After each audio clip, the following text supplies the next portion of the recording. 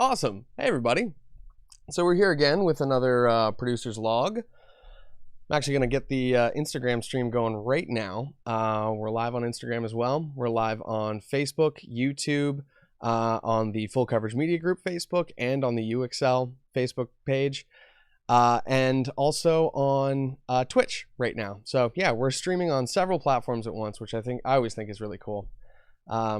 Always takes some finagling to get everything right, so it's good having everyone here in one place. Good to see everyone filtering in on Instagram and popping in on the chats over here.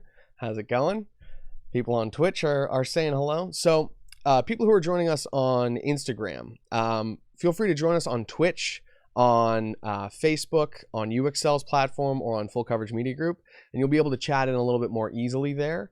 I do have chats up for Twitch, which I'm getting howdies from Commander Fluff and Molten Llama right now. But yeah, you can join in the chats a little bit easier, and the Instagram is actually limited to an hour. So if we end up going over an hour, pop over to those other streams, twitch.tv/FCMG_stay, and you'll be able to find us there. Today, we're going to be chatting about photography, specifically simple ways to get into photography, cheap ways to upgrade your gear, and some cool ways to practice photography as well. And as we go through, we've got some questions from the UXL students who have, you sign into your account and you get a message, which came up recently, and it allowed you to ask questions early. So we're going to go through a couple of those questions to just kind of get into the stream. But then our subject that we're going to talk about is specifically photography. All right, so we had a question from Jonathan Jeffrey, which was, when you go on one of your travels, what all do you take with you? Personally, I like to pack as light as possible, which I know we're all media producers and whatnot, so that's a bit of a hard sell there. But if you can downsize your equipment, even from, like, typically I get asked, like, what kind of full frame camera should I get? And I always ask, do you travel? Because if you're traveling, full frame equipment is just, a percentage larger than crop sensor stuff. So if you're working with a smaller camera, like the one that we're streaming from over here, you can carry around your lenses, and they're much, much smaller than your other options.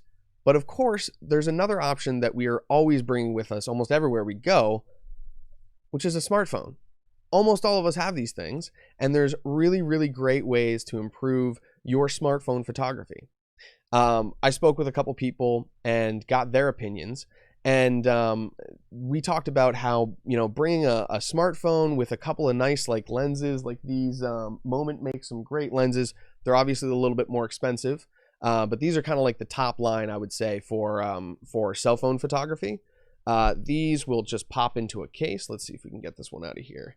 This is our 18 millimeter wide angle lens. So you get this nice little lens. Comes with a front cap, and let's pull this off. This one's obviously very cold, so it's fogging up right now. I think I just pulled this in from my car. I'm gonna do this on the stream so you can see this lens. Beautiful little lens, great little color to it, and actually awesome rendition, like very, very sharp, very accurate color rendition and skin tones and all that stuff. And to pop it onto your phone, all you have to do is get one of these great cases. Moment makes these cases. A lot of companies are now making these. They're called bayonet mount cases. So you can stick these things into here, and they just lock right into your phone like that. So you can do some really cool stuff with these. A lot of phones nowadays too have several different settings for that. So honestly, going on a trip, my advice would be to grab a cell phone, a nice smartphone, and maybe pack like a cell phone gimbal. They're making those much less expensive these days. I know there's some great options for under $100. Feiyu recently came out with a pocket gimbal, and trying to think of some other options. There's the one that I have for cell phones is the Zhiyun M2, and this is a great option. Here, I'll show the Instagram stream there. This is a great option. It locks. So if you're walking around, this thing isn't jingling all over the place and smacking itself and causing all sorts of problems. But you can pack that into a bag. You can stick this on your backpack, anything like that. Carry your phone and your lenses, and that would be able to carry the weight of that as well. So If I'm traveling, honestly, I try to pack light. I try to keep it all within something that I can wear. That way I'm not having to sacrifice, like if I stay with family or something like that, I'm not having to leave things behind and then, go on my trip. That was a great question. That was from Samiha Zaman. I apologize if I butchered that name. I'm going to do my best with pronunciations. My name is actually, I've got an E and an accent and all this stuff, so I've always got mispronunciations throughout my entire life. But so I feel your pain there if I get it wrong. Giacomo Giorgiani asked the question, which are the main steps to get started? Any golden tips which are not get your camera or phone and take as many pictures as you can? He also asked a couple other questions like how to really understand lights and dimension. There are many concepts and things to pay attention to. How can you find models and people to practice your skills with? Well, there's tons of stuff like that we're actually going to be covering over the next 10 weeks. We're going to be doing every Monday, we're going to be doing these live streams, and we're going to be having an open discussion basically where you're encouraged to ask us anything. Bring up anything in the chats, either on Instagram, YouTube, Twitch, or Facebook. And thank you for the follow on Twitch there. I appreciate it. Feel free to bring up anything to us and we'll chat about these things. We'll start talking about them together. And as we get more and more people coming into these chats on a regular basis, it'll kind of become like a production forum. So anyone who makes kind of media can stop in, chat with us, and we'll find a solution for them. I'm not trying to put myself out as the end-all be-all knowledgeable person about this stuff. I have been working in the industry for a long time, about 8 years, 9 years at this point almost. Started as a photographer, moved my way into videography, and now I work for companies such as PBS. I work for a studio in town called King Studios, and now I'm doing wedding media with a company called Not Just Any Day. And of course, Not is KNOT, just to add that little extra bonus there. So yeah, it's we're going to be covering a whole lot of material just like that over the next couple weeks. And I would love to have you chatting in and asking these questions as we get to these subjects. One that's going to be coming up real soon is going to be how to understand lights and dimension. I do want to do like a lighting practical where we can talk about, hey, here's a light and look what happens when you move it around this way. We'll talk about emotions and how things can be affected by your lighting like that. But one that we're going to cover today is any golden tips, which are not just get your camera and take as many pictures as you can. We're going to have some cool startup tips for how to practice your craft as a photographer and different ways to get into it without breaking the bank. A lot of people come to me and they ask me, hey, I'm about to get my first camera. Should I get the Sony A7 III or the A7R2 or what? And those cameras are thousands of dollars just for the camera. So you start adding lenses and all this other equipment, it gets very, very expensive very quickly. Meanwhile, using your smartphone, using a smaller point and shoot camera, or even just practicing with an older camera that you can find, something vintage or something used, is a great, great option. So we're going to get into that a little bit more today. We've got a couple more questions here on the list. Let's see. Anything that can be said about the new photography course that we'll cover later this year? We're going to be talking about all this stuff over the next couple of weeks. I don't have the information, I should say, exactly as to what's going to be in the course, but I might be involved somehow. So it would be really lovely to see you there in the course. Students right now at UXL, you're getting a bit of a promo, so pick up that promo and I'll see you in the course. If you have a UXL account, definitely go sign in and check that promo out. So let's see, any other questions here? I'd like to know more about, nothing in particular, but I'd like to know more about video editing if it's possible. We'll be hitting up video editing and video production in general after this session of photography. We'll have a couple of live streams, probably about 10 over the next couple weeks.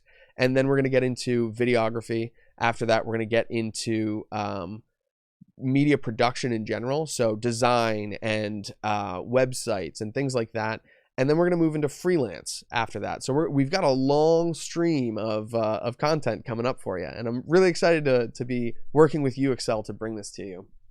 So now that we have a bunch of people in here, we've made it into the first 10 minutes of the live stream. Appreciate everyone who's stuck with us so far. let's get the actual subject matter started for real. As always, this video is sponsored by UXL Career and Learning Network. Are you interested in learning a new skill? UXL is a leading provider in online training. They host courses from top-rated instructors from across the globe. Find courses on just about any subject and join a community of over 500,000 passionate learners. Visit uxl.com and register today. They've got some great stuff, and you know, I've got the little logo for them too here. They've been kind enough to sponsor this live stream. I keep trying to call it a podcast just because I'm used to podcasting. They were kind enough to sponsor this live stream and spread it out to a whole bunch of people. So hopefully we can build a community here, get people chatting in, get people asking questions, get people waving on Instagram and stuff, and you know, find some information for you. We've got a lot of people who are chatting in lately, and they've got some really interesting stuff to talk about. Last time we were joined by a friend of mine from Facebook, and he had some really cool insights for us. So the subject today is photography.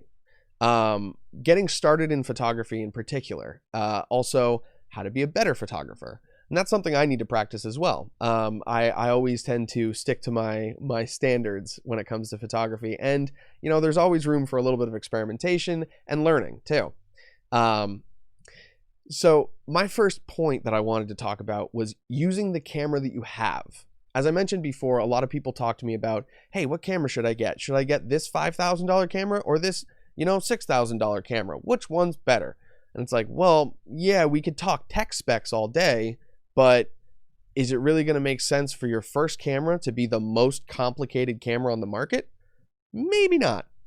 Let's check out some other options that might get you into it and make you actually enjoy photography enough to continue doing it as an art. Nate Williams, hey man, just saw the chat there. So getting into photography can be tough. A lot of people, you know, they weigh their options and they go, well, you know what, I'm going to buy this expensive camera, but there's tons and tons of choices out there. In the last couple of years, like I use Sony cameras in particular. I have used Nikon before, and I have a lot of colleagues that use Canon. In fact, I have a lot of colleagues that use Sony cameras and Canon lenses or Nikon, and you know, they're all mixing and matching like that. So my kind of point that I go to instead of what camera brand should I get is more so something like, what cameras do you have accessible to you right now? Do you have an older, you know, point and shoot digital? That's great. Do you have a hand-me-down SLR photo camera? That can be a little complicated, but hey, we can work with that. Meanwhile, almost everyone has a smartphone, and these things have become a great way to share media and a great way to record media. So you can not only take photos with this, you can also take videos. Sometimes you can do some weird creative things like put filters on stuff. You can have tons of fun with it. There's also bridge cameras, which are sort of in between professional grade cameras, prosumer cameras, and consumer grade cameras. So cameras that just, you know, works for anyone. Bridge cameras have some crazy abilities. Like I've seen this Sony recently, which had I think it's the RX 100 Mark III or something it's called. It's got this crazy name.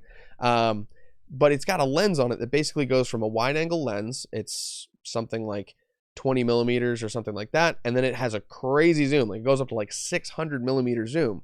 Because of the sensor on the camera, it's not really as wide as it seems, and it's not quite as tight as it seems. It's somewhere in the middle. It covers a long focal range. It has a built-in lens, and it's a great camera. The thing is, though, that's about a $1,200 camera, so they're still expensive, even though they're not professional. So, I want to talk about some of those other options, like the point and shoots, smartphones, smaller cameras that are really budget friendly, but have great qualities.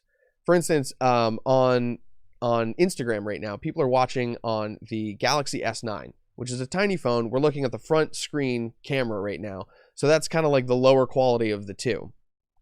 I've used this camera for photography for a long time now, since I got it almost maybe 2 years ago.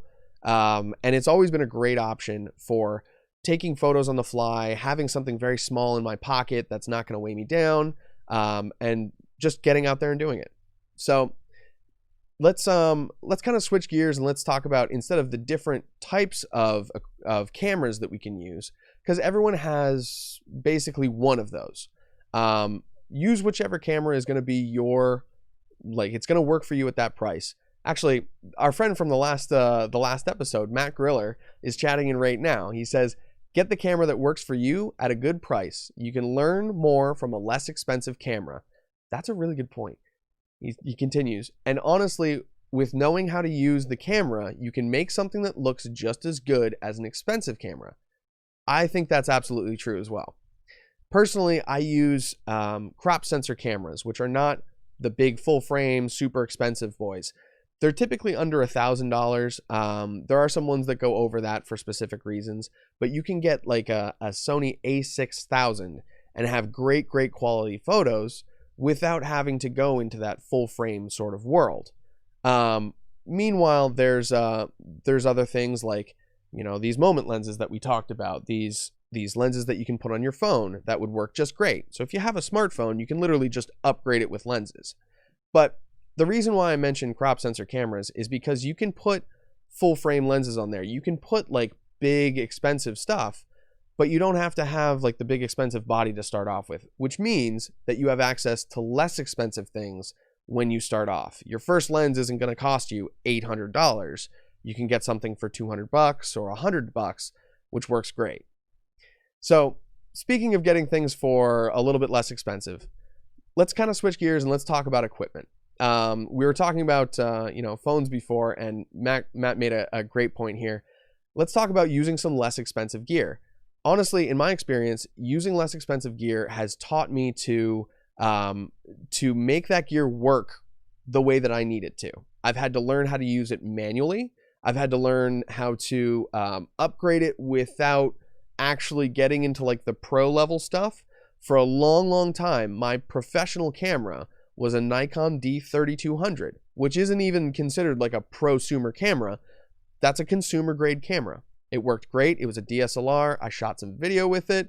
I actually made some music videos with that thing, and it still worked fantastic. We got a comment on the UXL YouTube from Wanderer Fakir. I have Samsung Galaxy J7 Prime phone. Can't afford more. I love traveling and love to capture landscapes. How can I make photos sharper, like all in the veins of a leaf? Making that all look good, and also wider too. Well, we're going to touch upon that in a second here, and I like that you brought that up. We're going to go into some inexpensive versions of gear that you can get your hands on. So we had talked about moment lenses before, and moment lenses they're great. They're beautiful, but they can be expensive. Almost $200 for a lens. I think some of them are like $120, $140, depending on where you are. This is a Canadian company, but I think they do ship worldwide. You can get some nice camera cases for that, and then when you put these lenses on, this lens in particular makes your camera appear wider. So you get a wider shot out of the same lens. Some cameras, like this one, as you can see, it has 3 camera lenses on it. One is wide, one is normal, and then one is telephoto, so it's got a nice zoom to it. With cameras that have different lenses like that, you can do some really cool stuff where if you add these lenses, these external lenses, now you have 3 internal lenses, which suddenly become 6 lenses with your external lens. So while those moment lenses are great, there are other options like I think Beast Grip has some. Olo Clip does some lenses as well, and those are much closer to like the $50 range. There's other things that go even below that you can just clip onto the outside of your phone, and you don't even need a case for them. So checking out some different lenses for cell phones is a great option. Wanderer, you talk about the Galaxy J7. Getting some lenses for that can do some really cool stuff. But then on top of that, we're going to talk about some apps later. There's literally thousands of free apps out there, so you don't have to go into something that's necessarily expensive right off the bat. You can mess around with tons of free apps, find ones that have the right features, and then use that feature for that type of shot. That's something that John Wenzel actually suggested to me. He gave me some great tips earlier, and we're going to talk about those later. He's got a cool network for creative smartphone photography that I want to introduce you all to.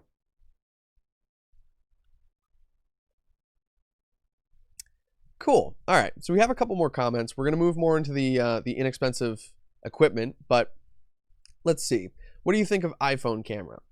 I personally use Android, but I mean, they're all the same. Honestly, there's tons and tons of different camera lenses and camera apps. So when it comes to different types of cell phones, it's really just what you're comfortable with, what works best with the rest of your stuff. Like if you have a MacBook and you have, an iMac or something like that, iPhone's probably best for you. Meanwhile, if you have a lot of stuff on Windows and you're using, Android friendly stuff, maybe Android would be better. But there's tons of options out there. And honestly, I used the Galaxy S6, it was, for about 4.5 years. That was the only thing that posted photos to my Instagram, even though I was a professional photographer at the time, because not only was it way easier to take a photo with my cell phone, put it into Instagram, write a post, do a little edit, and put it up, than, importing my DSLR shots, but it was also there with me all the time. Even if I was taking photos and stuff like that, I could leave my camera where it was or put it on a tripod and take a shot of the entire scene. And all of a sudden, I'm kind of showing off my business a little bit too. So it becomes a tool that works in tandem with these other things. I think cell phones in general are just a great way to get into photography. Ashley just made a great point on Twitch here. She says, the iPhone camera gets better with each model. The back camera will always be better than selfie mode. That's very true. And that's basically true on every single camera. Setting a timer using that back camera on a steady surface is a great way to get a great crisp photo. That's very true. Ashley's over here. She's been helping us out with the stream. She's been doing a great job.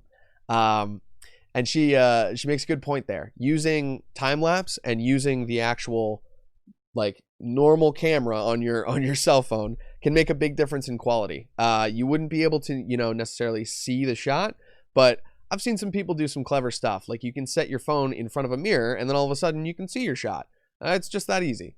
So good points there. And Matt Griller makes another point. Learning ISO and shutter speeds is a must, along with getting a lighting meter. Lighting meter, I haven't used that as much, but using the light meters and learning how to use histogram and stuff like that comes with more robust cell phone apps can be a great way to use that without necessarily having to buy a light meter. But if you can find one, especially used, I find they're fantastic. Those things can take a beating. First of all, they're it's equipment from the age of film photography is where this came out of, and they're just super robust because of that. It's like old film cameras. Those things are like bricks. You can really put it through its paces and it'll stay alive for you. Let's see. But learning ISO and shutter speed, that's a great point. ISO is going to be your light sensitivity in your camera. So the higher the number you set that to, the more it's going to blow out your shot. Here, I'll do a little set on the camera on the Workstream here. So we're going to bump up the ISO, and you can see the light on my face is now very bright. So I'm going to set the ISO down. I need that sensitivity around 125 is what I use. And that keeps me nice and well exposed. On Instagram, you're getting a slightly different view. We're using the front-facing camera, so the exposure is automatic. So you see if I move kind of around a little bit, that's not really quite doing it. But if I, shadow my face, the background gets much brighter. And when the shadow leaves my face, it kind of balances for my face a little bit more. So your phone camera will do a lot of auto settings, and that's great, but there are apps that you can use, and even the built-in camera apps sometimes have manual options in there. So messing around with those manual options and learning what your ISO and your shutter speed really do can be a great way to increase the quality of your images. For instance, when you're shooting outside, if it's really bright outside, your cell phone is going to lower your ISO as much as possible, so it's not as sensitive to light. And then it's going to raise the shutter speed as much as possible. It's going to take the quickest shot that it possibly can because that's going to let in less light.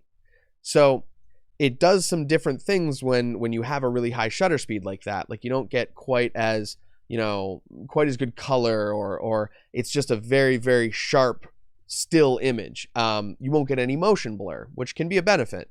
That's why it's great for like sports and things like that.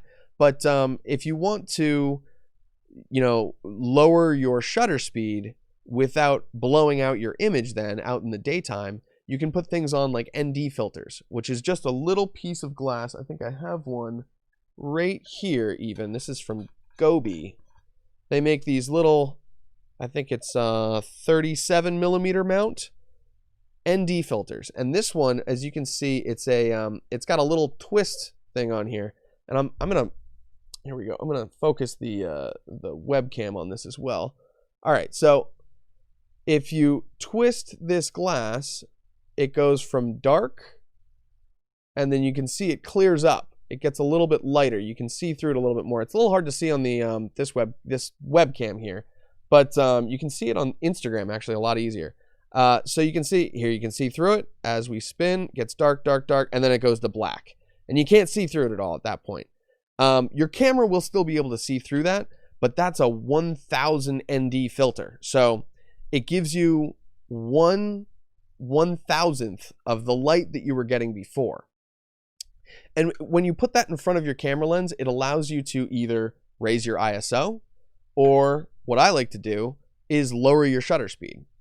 If you can get closer to like 1/60th of a second or 1/100th of a second, you're going to get a little bit more like natural look to it. That's what typically we shoot video at, and that's just what our eye is used to seeing. We're going to get way more into those camera settings and things like that down the road, but we're going to keep going on this stream of inexpensive equipment.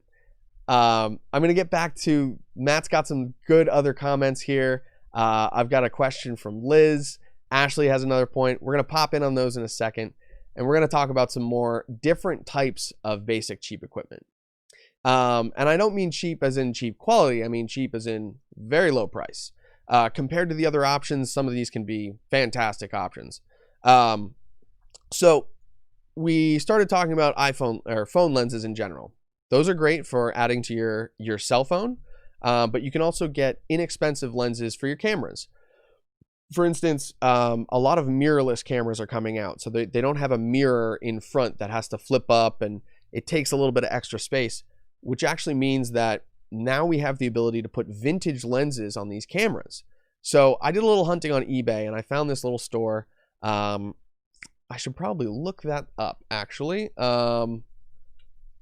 This was a store based in Ukraine that was selling vintage lenses, and I've since then formed a bit of a relationship with the owner. Let's see here. See if I can find, yeah. So the account is Avigeya 1975, AVIGEYA 1975. If you look her up on eBay, she has some amazing lenses.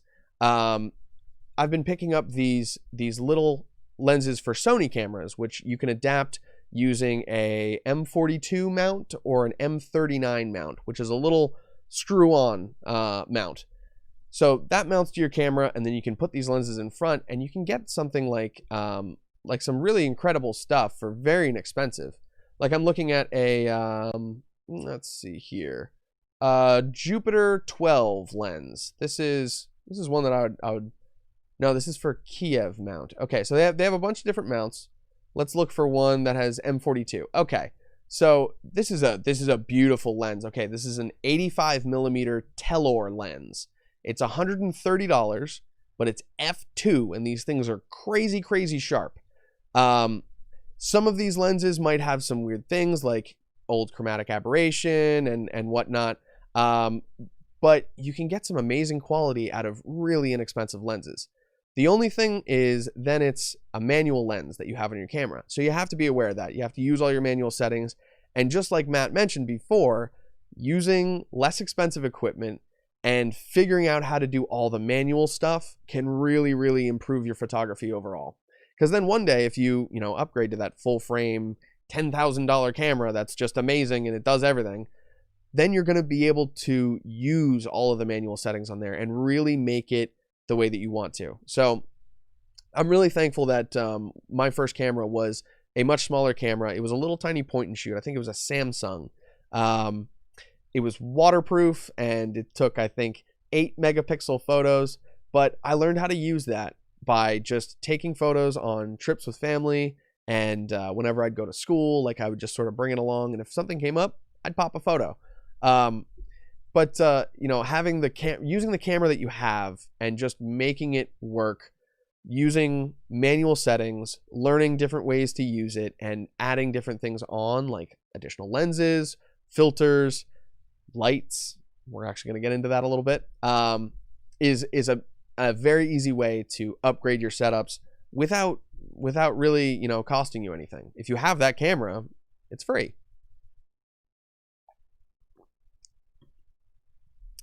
Okay, let's see. I'm going to skim the comments really quick. I don't want to get too far behind. Okay, we're not bad. So I'm going to get to those comments in a second, but let's go through our basic cheap equipment finally. I keep kind of getting a little sidetracked here. That's my bad. So we talked about phone lenses. Let's talk about support equipment. There's all kinds of stuff out there, from tripods, which is, I think, the first thing that people typically think of when they're talking about photography, which makes total sense. There's hundreds and hundreds of thousands of tripods out there, but it's hard to kind of tell which option is going to be the best for you. What I would suggest is finding something inexpensive to start off with. There's a company that I've been just falling in love with lately. They're called Kyer, and they make a variety of tripods. I've been using their more video-oriented tripods because I've been doing a lot more video work lately. But let me grab one. So this one's pretty cool. This is, I forget which one it is, but they all come in these nice cases. They're all under, if I'm not mistaken, they're all under $300. So even their like big, robust ones are pretty inexpensive. This one, if I'm not mistaken, is under 200. It might be around like 160, something like that. I'll find a link for you. But let's see here. So this tripod, it's folded up upside down. So you've got these the legs in a configuration that just allows it to sit inside of that actual case. You have a video tripod head on the top. I use these more than anything, so that's why I got this one. You can get and attach ball head mounts and 360 mounts and XYZ mounts and all kinds of different things. But this one I like in particular because it's not only a tripod, it's also a monopod. You can actually unscrew one of these legs, then pull out your center column with your tripod and just put that on there. They're really nice, strong legs. This one's aluminum, and let's see if I can find the name of this one. I think it's the AF2451. That's exactly what it is. It's the Kyer AF2451. This is a modular tripod, goes between tripod and monopod. It also has a sweet little ball head here, so you can actually like set this down on a surface, shoot some video, and then adjust perfectly using the little, there's actually two of them. What are those called? Bubble levels? Forget words sometimes.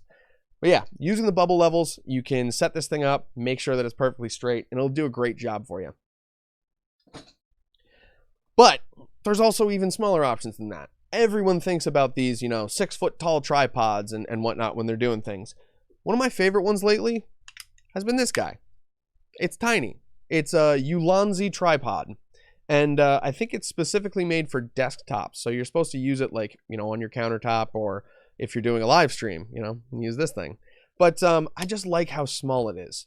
It's light. It's made out of heavy duty plastic. So it's not like cheap. I don't think that, if I just go like that, it's going to snap off. It can take some a little bit of abuse, but it also has this cool feature.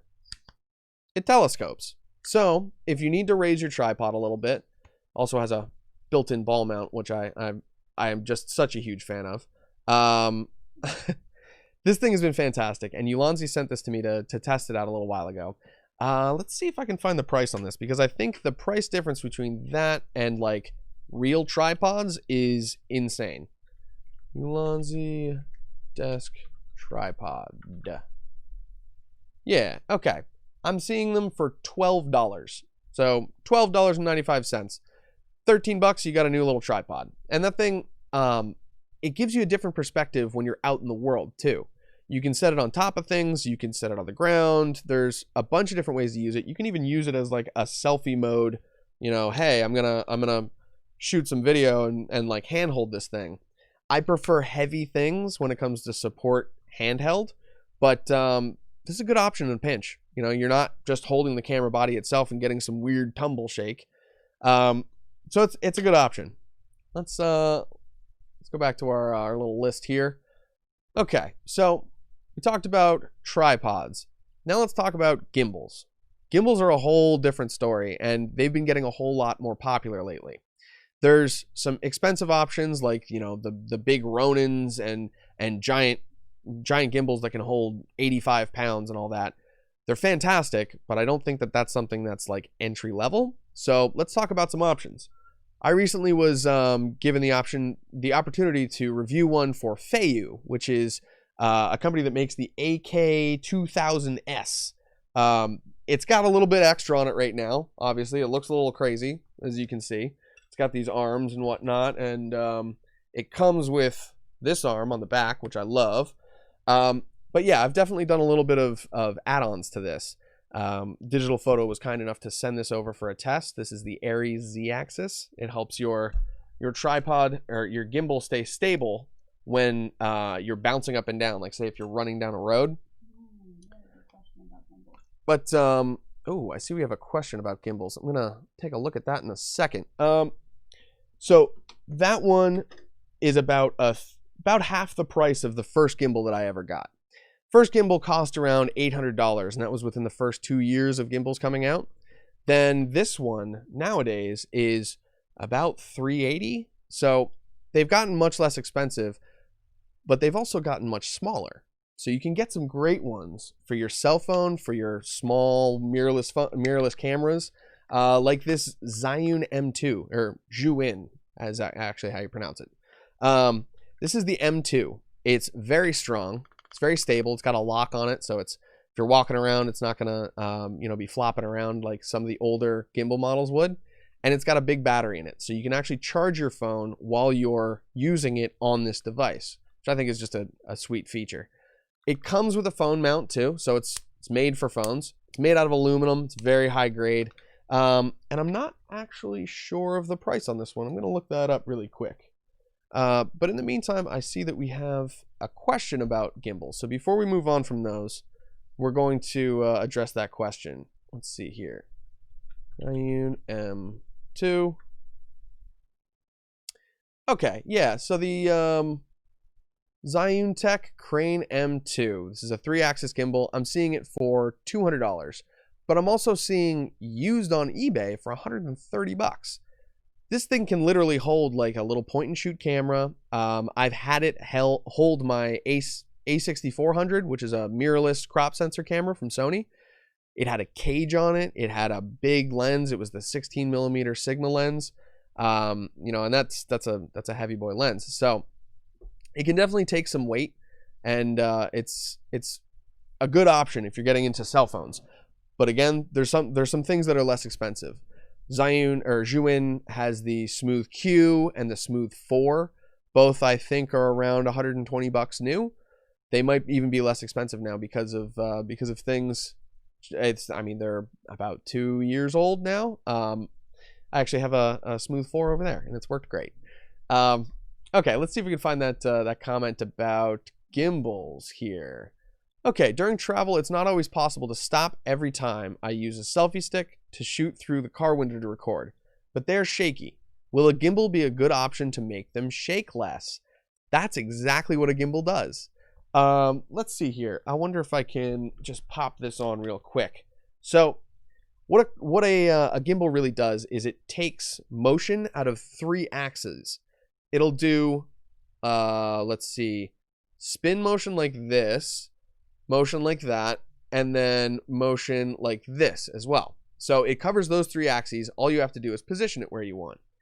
But that means that you can do cool stuff like this. I hope that this thing's charged right now, and that I'm not gonna anger it by turning it on before it's unlocked. All right, here we go. So you get this thing basically balanced. It's a pretty strong gimbal, so it doesn't need to be absolutely perfect. All right, that's pretty close. So let's turn this guy on. Let's see what happens. Here we are. All right, turning on. And there you go. It just clicks on, and now it's suddenly super, super stable. These things are great. Honestly, I've fallen in love with them, and I've actually taken them on gigs, and I've used this one in particular to shoot footage of Sesame Street when they were having their anniversary. I think it was their 50th anniversary recently, and walking through a park with this instead of like using a giant camera and trying not to have everyone stare directly into it and go, whoa, cool camera, as you walk by, is much easier. Like, this is much less obtrusive, and you're not going to get quite as many stares. People still notice this thing floating around, and they're like, whoa, that looks really cool. But you can get the shots that you need. They do make it shake a whole lot less. As you can see, it keeps it very stable. And this is a big cell phone. This is the Galaxy Note 10 Plus, actually. So it's even a little extra big. Love these gimbals. Again, Feiyu is a good option. They've got some really inexpensive ones. Their most recent one that I've seen is the Feiyu Pocket Gimbal, and I think that one's about like $70. Like, it's really, really inexpensive.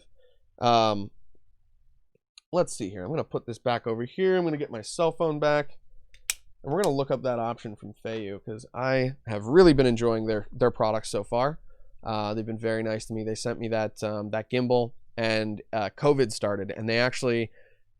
Typically I do a review, I make a video, and I send this media to them, but they were very kind, and they actually paid me before even sending me, before I sent them anything, which that's huge. It was very kind of them, and I appreciate that a whole lot.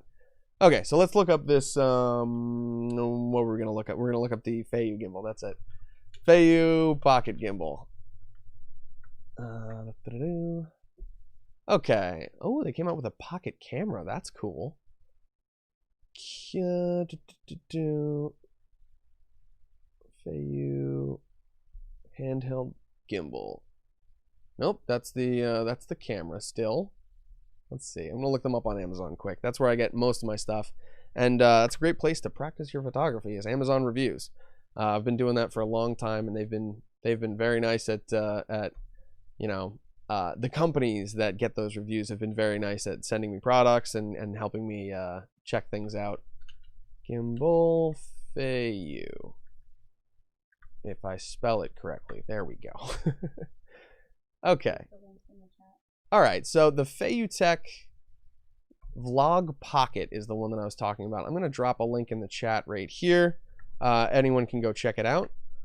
Okay, the name of the product that I'm speaking about right now, this is the Feiyu Tech Vlog Pocket. This gimbal is $79, and it's built directly for your cell phones. It's got a little tiny tripod, so you can set the thing down and not have to worry about it. And then you can also actually set it down and control the camera with a joystick on there. You can move the thing around. They're super, super cool. Hopefully, I'll be checking one of these out very soon and getting an idea of like what they're like. But yeah, this company's got some great products lately, and I would strongly suggest checking them out if you're looking into gimbals. I'm gonna go through some of these questions here before we move on to our next items of cheap, inexpensive gear.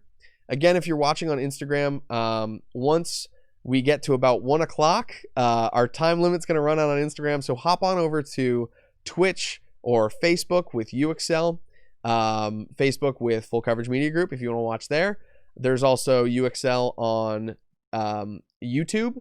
You can follow them there. And also, we're on Twitch right now. I'm making a push to get to affiliate on Twitch, and it's FCMG_stay if you want to find us there. So let's take a look here. Liz had a question. Alrighty. My lens has the option of manual focus, and sometimes I get better results with manual focus over autofocus. Is there any advice on when we should use manual over autofocus? Okay, so I do love using autofocus, but I had a camera just starting off. It was a Nikon D3100 was, I think, my very first digital camera. And it was good, but it had a lot of lag when it came to focusing. Like I would press the shutter button and the camera would go, and then it would find its focus. Newer cameras nowadays, such as this one here, they're getting way better at autofocus. Like if you're on the streams right here, I'll give you a little example. It's in manual focus right now because I'm sitting in a spot that doesn't move too much. But we click this button and all of a sudden it's going to focus no matter where I move. And the nice part about it too is it actually tracks my eyes. So newer cameras are getting way crazier with this stuff, and they're still like fairly inexpensive cameras. Yeah, D5100 does the same thing. I actually had a D5100 for a long time too. Let me get this back into focus now that I've clicked it out. I had a D5100 for a bit. I used it for a couple of weeks. I got to borrow it from a friend. Great cameras. They take nice video. I think the 5100 takes video. And then eventually got the 5300, and that was a good standard camera that I used for a long time. I shot music videos with that one. But with those cameras, those are DSLRs. So DSLRs, they have a mirror in front, and they use a different method to actually catch autofocus. It's called contrast detection, I think. Yeah, contrast detection. So it looks at 2 points and it goes, okay, this one's like a really light point and this one's a really dark point, and then we'll try and find the differences between them and see what you're actually looking at. So it has to search through the image to find where it wants to go, and then it locks down. There are DSLRs like the D4, the professional bodies from Nikon, that are going to be great with that. You're going to hit that shutter button and it's going to go, and it's going to be on in a split second, literally under a second. But now there's a new type of autofocus coming out called phase detection, which is a little bit different. With DSLRs, I honestly love using them as manual focus cameras. They're great for video that way. Whereas like if you're always shooting with autofocus, like sometimes you can, like even with these new cameras, if my subject moves slightly out of frame, it can go, like right now, if I were to put it on autofocus, it would focus on my microphone and not on my face because that's slightly in front of me. It's like a foreground object. So DSLRs, I love for manual stuff. There are different ways that you can, I'm not sure if the 51 has it, but sometimes DSLRs have like focus peaking. So you can pull your focus on your lens and see with a little red line, you know, okay, my focus is right here. Perfect. Snap that shot. Autofocus I like to use with contrast detection stuff when my subject isn't moving a whole lot. Like when my subject is sort of moving a lot and I just don't have any other choice. So I'll try and sort of catch them when they're frozen. Like I used to do a lot of stage photography.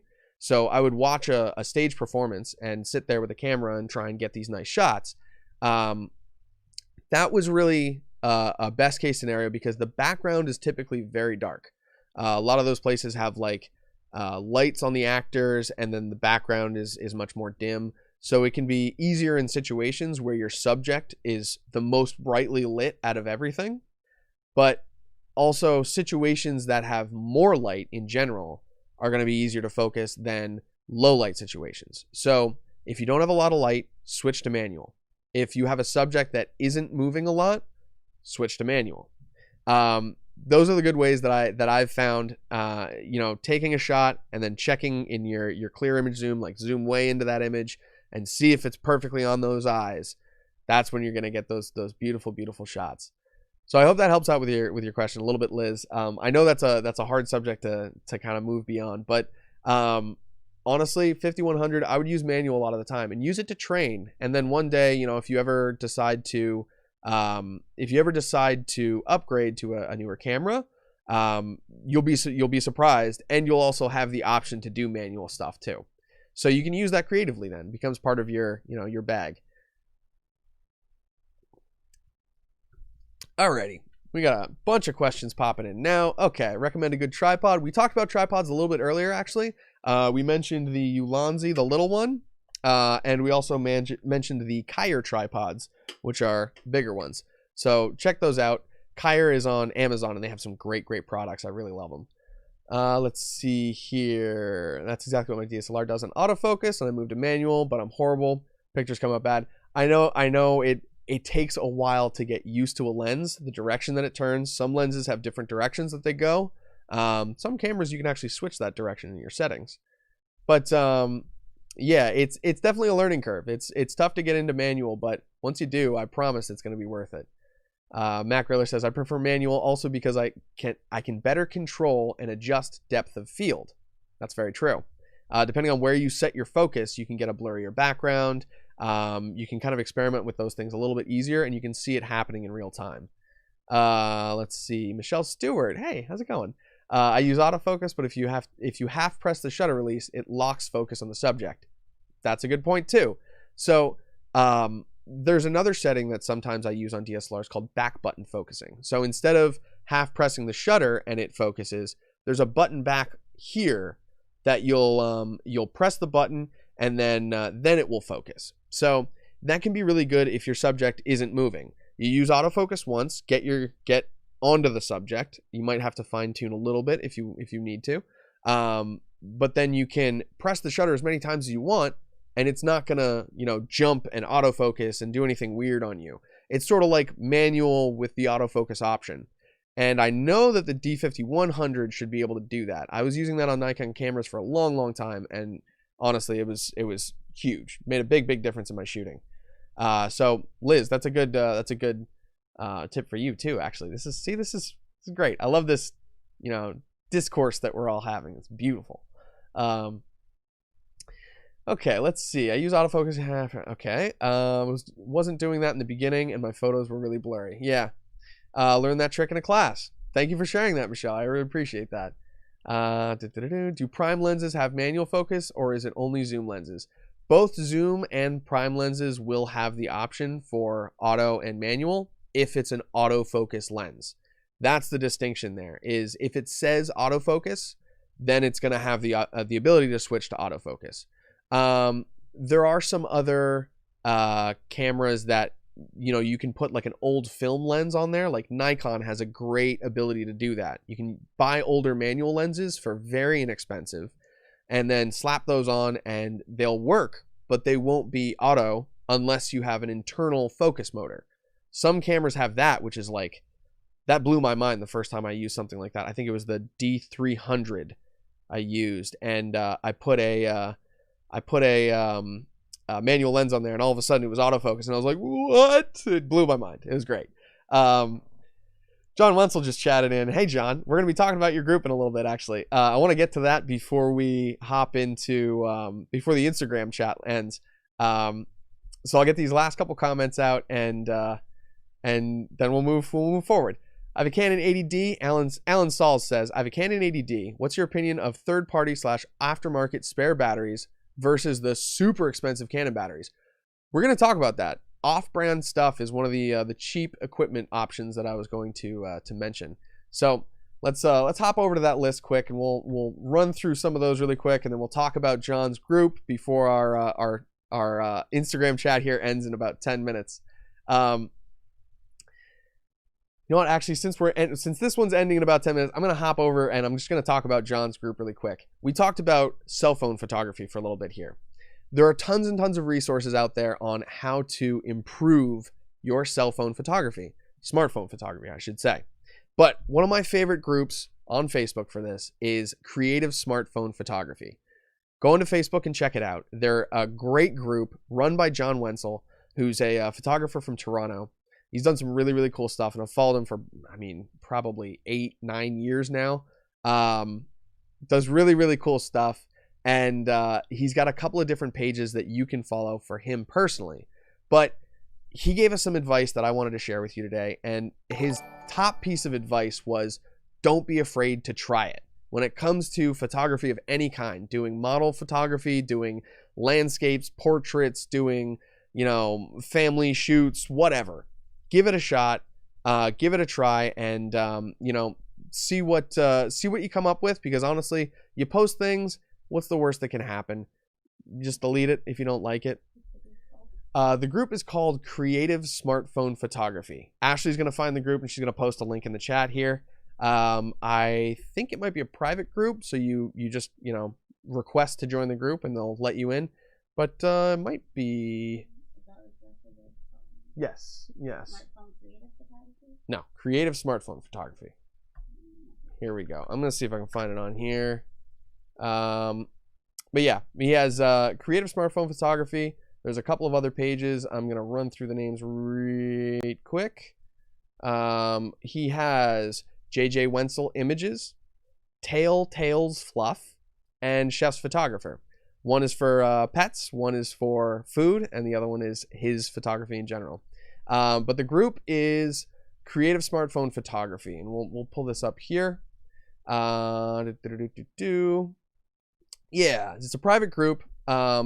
You can ask for a only members can see who's in the group and what they post. Anyone can find the group though, so you can check out this group on Facebook. You can add yourself to the group, and there's tons and tons of advice up there. Some other pieces of advice that John mentioned was there are multiple apps on the Google and Play Store, Google Play and App Store, I should say. Start with ones that are free. There are tons of free options out there, and it's always a great way to get started. You can get comfortable with these apps and see if they're something that you actually want to go in for, if it's a paid app, or you can use that one free feature that works great on this app and then switch over to this other app when you want to use that free feature. There's all kinds of ways you can do it. Here we go. I'm going to pull up the group, and I'm going to post this in the... There we go. Oh, okay. We got two of them. Beautiful. Oh, okay. No, that was me. All right. So we got the group is up in the messages there. Feel free to check that out and say hi to John when you get there. He's a great dude, and he's got some cool advice for you.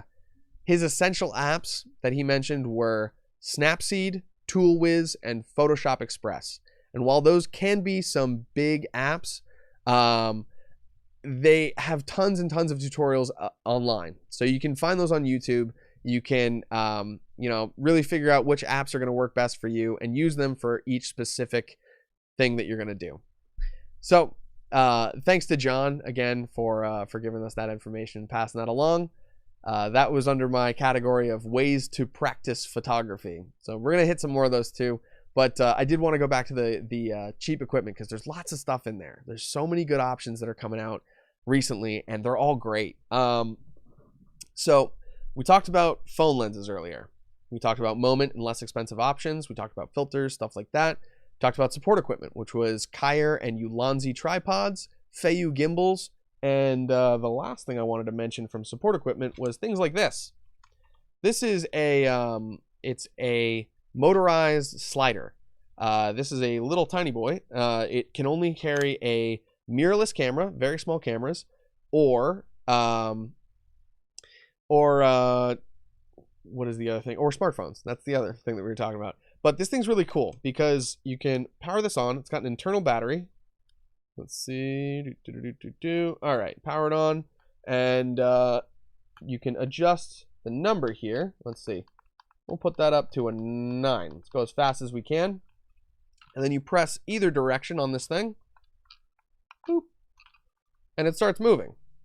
You can probably hear that on the Facebook, YouTube, Twitch streams. It has some sound to it, but these are great for time-lapse photography, time-lapse video, and things like that. You can use it for just interesting videos on your cell phone. Honestly, I love things like this that are small, inexpensive, and give you a powerful option without costing, you know, tons and tons of money. So here we go. I'll get this over here. All right, so that's support equipment. Let's see here. Okay, support equipment, we got that covered. Next, I was going to talk about lights. And honestly, I think lights are the biggest thing that you can do to improve your images over just about anything else.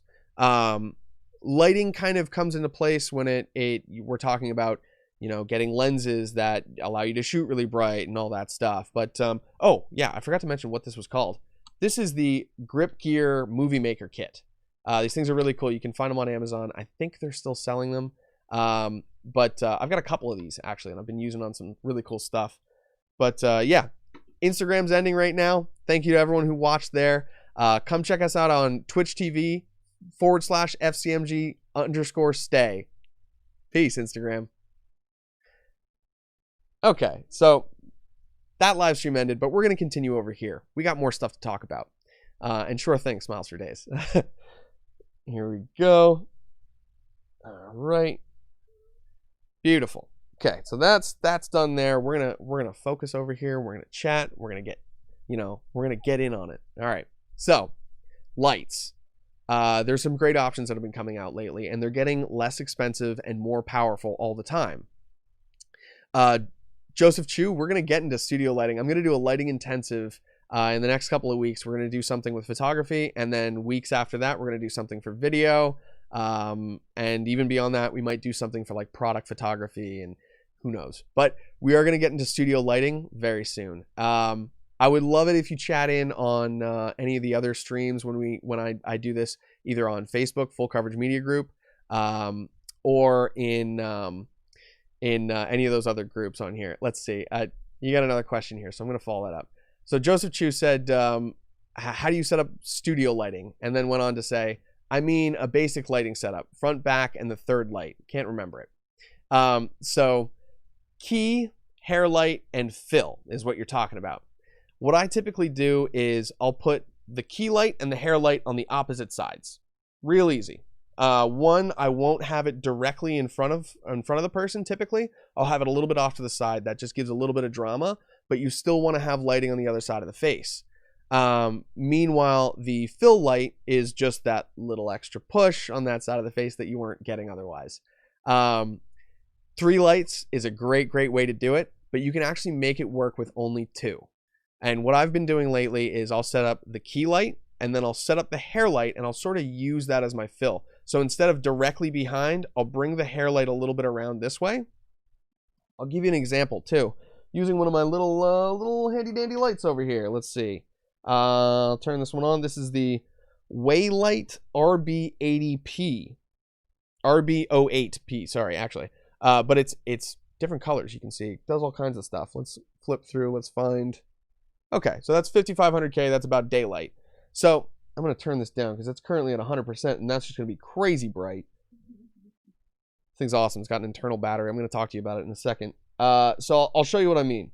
Typically, your hair light is going to be like this. You see how it just makes that sort of rim of light on the top of my head. But if you bring it a little bit more around, you can almost fill on the side of someone's head. So you get this lighting on the side of the face, and it sort of brightens up that axis. But then your key is filling in the other side. So you get that much brighter kind of edge, and you're definitely going to get a link to this bad boy. This is the next thing that I wanted to talk about, which was lighting. And these little tiny lights can be great for smartphone photography. They're really powerful. They've got an internal battery, all kinds of different, like you can do like a lightning effect on this thing. You can do birthday party effects. You can do an RGB spin. Like here, let's switch to some of these.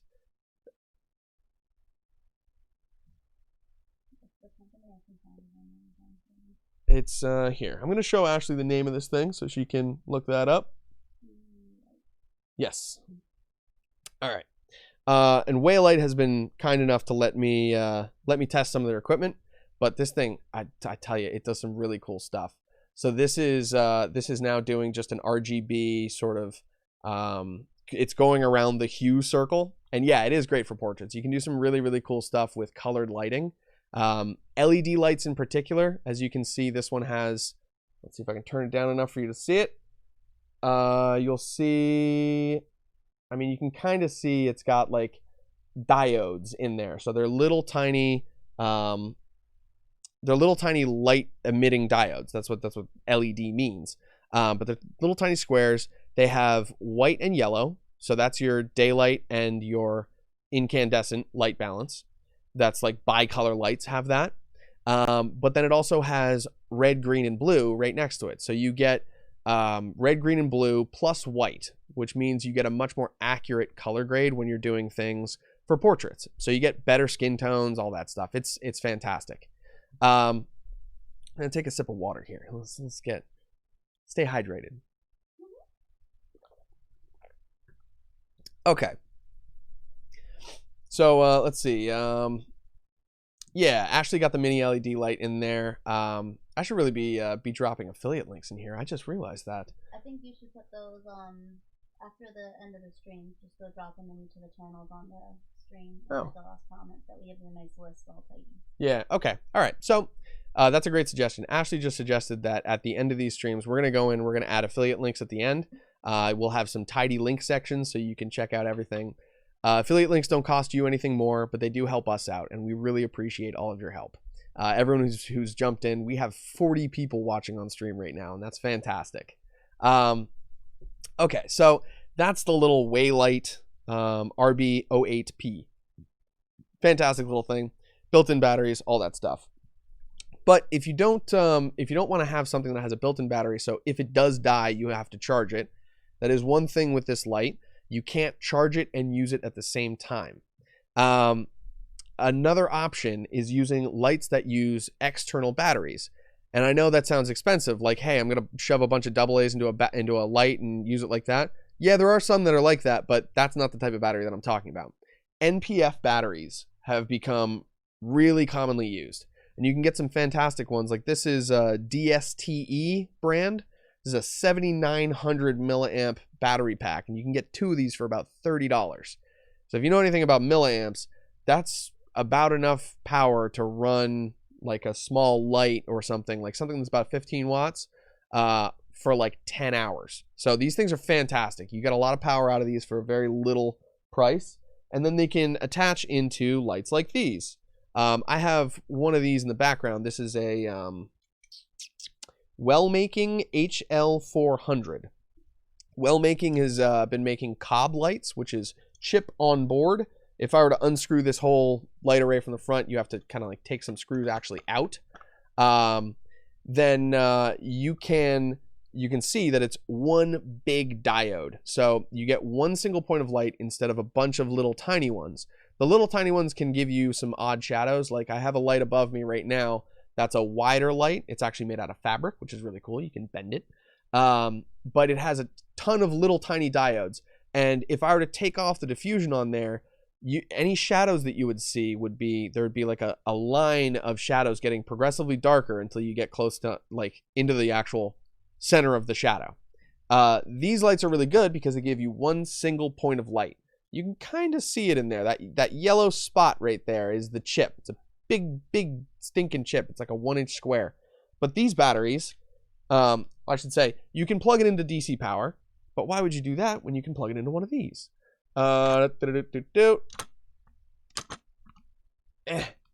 Okay, so you plug in a battery like this and turn it on, and suddenly, whoa, that's really bright. All right, you got battery powered spotlights now. So these things, as you can see, they're very powerful. I'm getting like lens flares already into this thing as I point it even just towards the camera. Actually going past it would be like really intense, but it's got a little fan inside of it, so it keeps the light cool. Because these chip on board lights can get hotter, but because they're LED, they get nowhere near as hot as like old HMI lights or incandescent lights or tungsten bulbs, anything like that. Like work lights, you could roast an egg on those things. But these are much cooler running, so they're much safer, and I like that a whole lot. They're also handheld. The coolest part about this, though, is that the front end of these lights have a bower mount. So you photographers out there, you probably use a lot of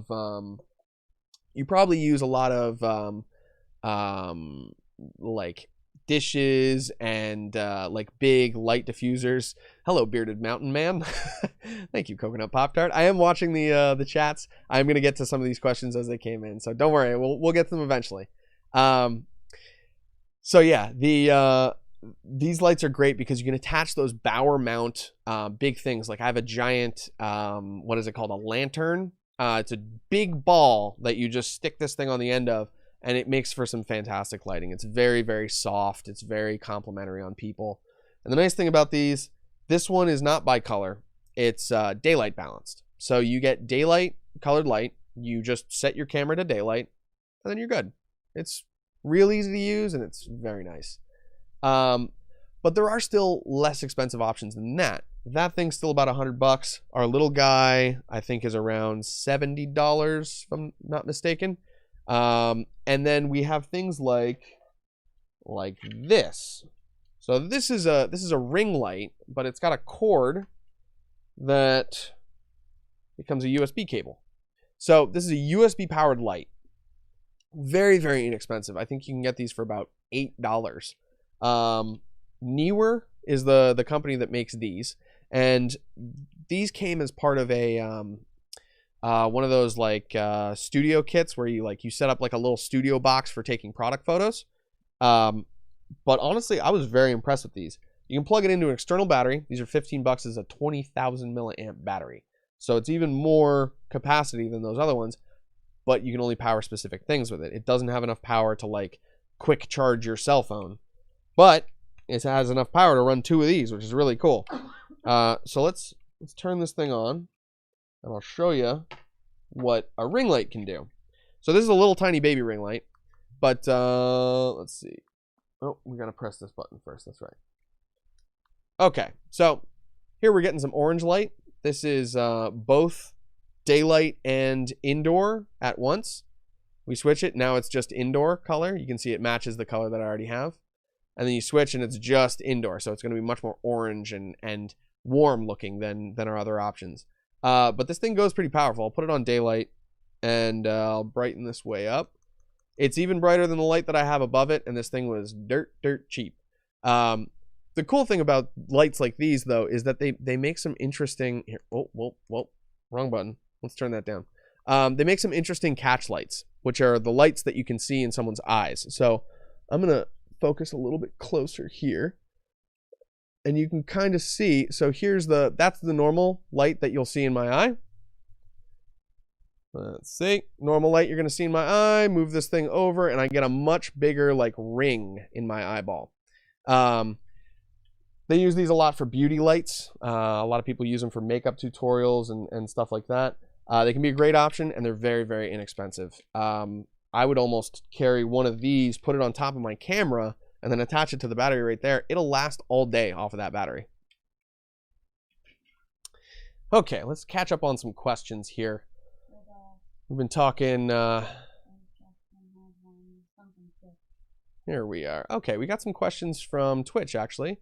Sankulamus. I'm not sure how to pronounce that, but we're gonna go with that. What about beauty disc or other light bouncers?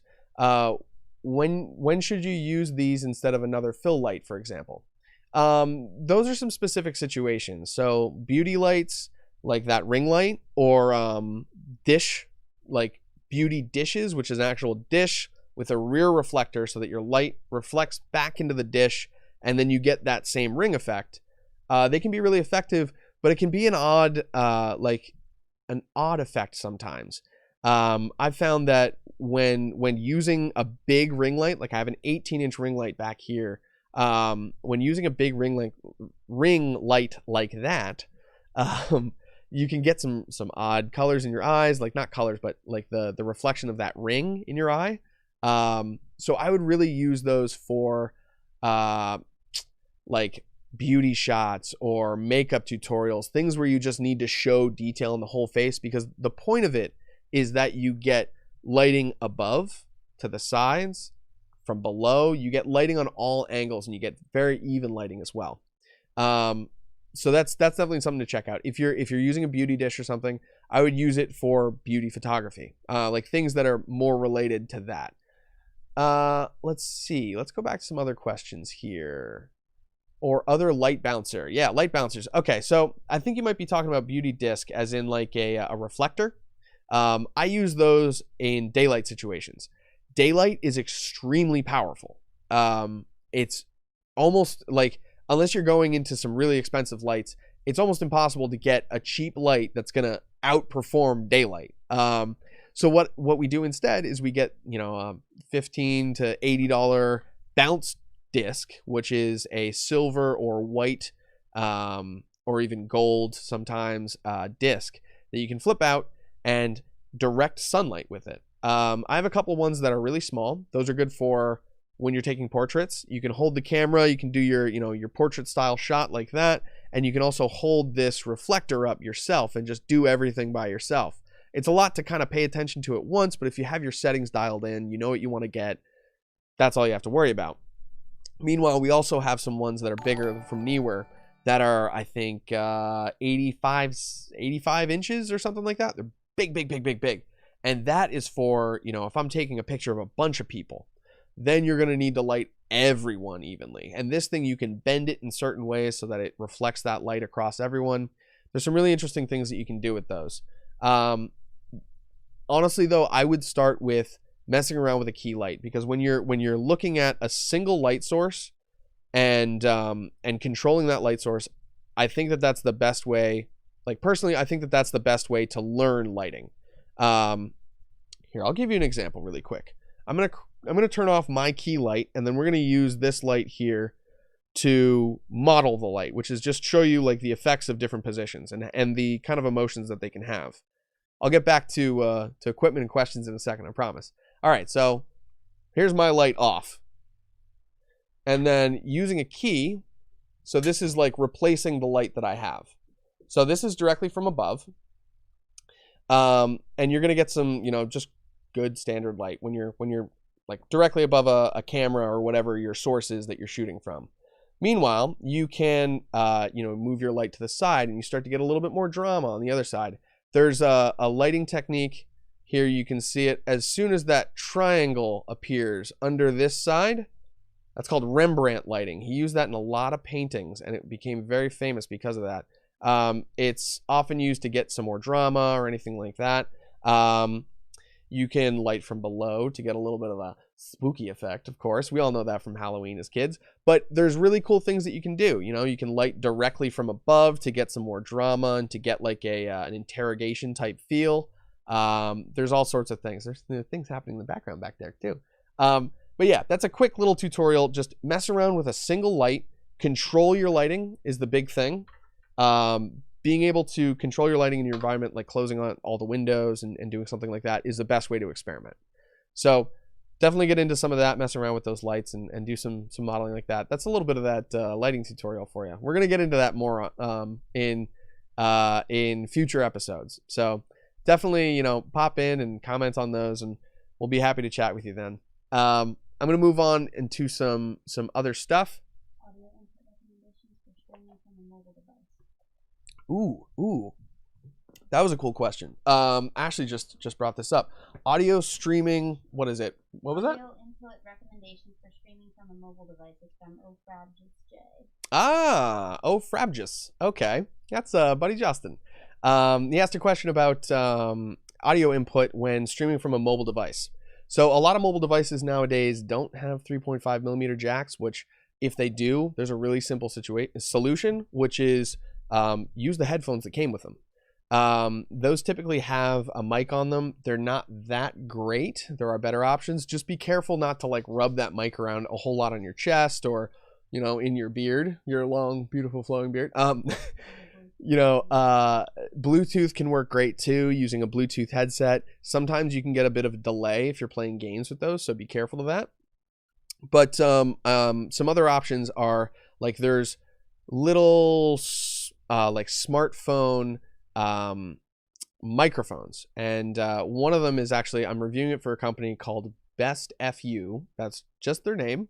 And it's a little smartphone like microphone, and it looks like a Rode Video Micro. It's a very small little directional thing. I think I might have some right here. Give me 1 second and I'll pop these up.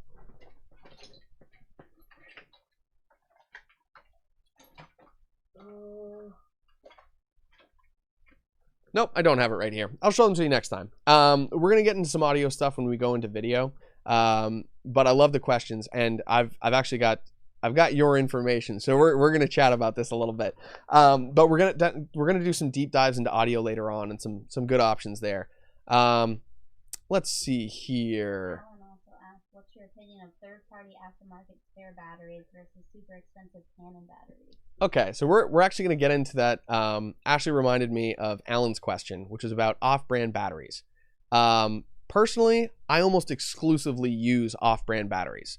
I shoot with large cinema cameras sometimes, and there's like a smaller cinema camera that I own. It's an FS5. It's more of like a camcorder, but the batteries in the back of those things, you can get ones that are designed for 18 hours of straight shooting. Like you're recording for 18 hours.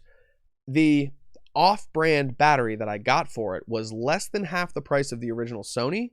This is a BPU90 battery, and it was still about $300. So big cameras like that, I love using off-brand batteries because they save you like hundreds of dollars. Meanwhile, on smaller cameras, like this is the ProMaster version of a Sony NP FW50. ProMaster is okay. This is 1100 milliamps, but there are some other ones that I've gotten before, the FW50s. Let me look up the name as I chat about this. They have more than double the capacity of these batteries. They're 2300 milliamp FW50 batteries. 50 battery. Let's see if I can find it on here. Yeah. So one from Sony is going to cost you $53. Meanwhile, if you get two from Enagon, which is an off-brand supplier, they're 22. It's two for $22. So they're a quarter the price, and you get a dual charger. It's kind of hard to, like balk against that, So the ones that I've really liked are like Wasabi Power has gotten some good reviews. I do like Rav Power as well.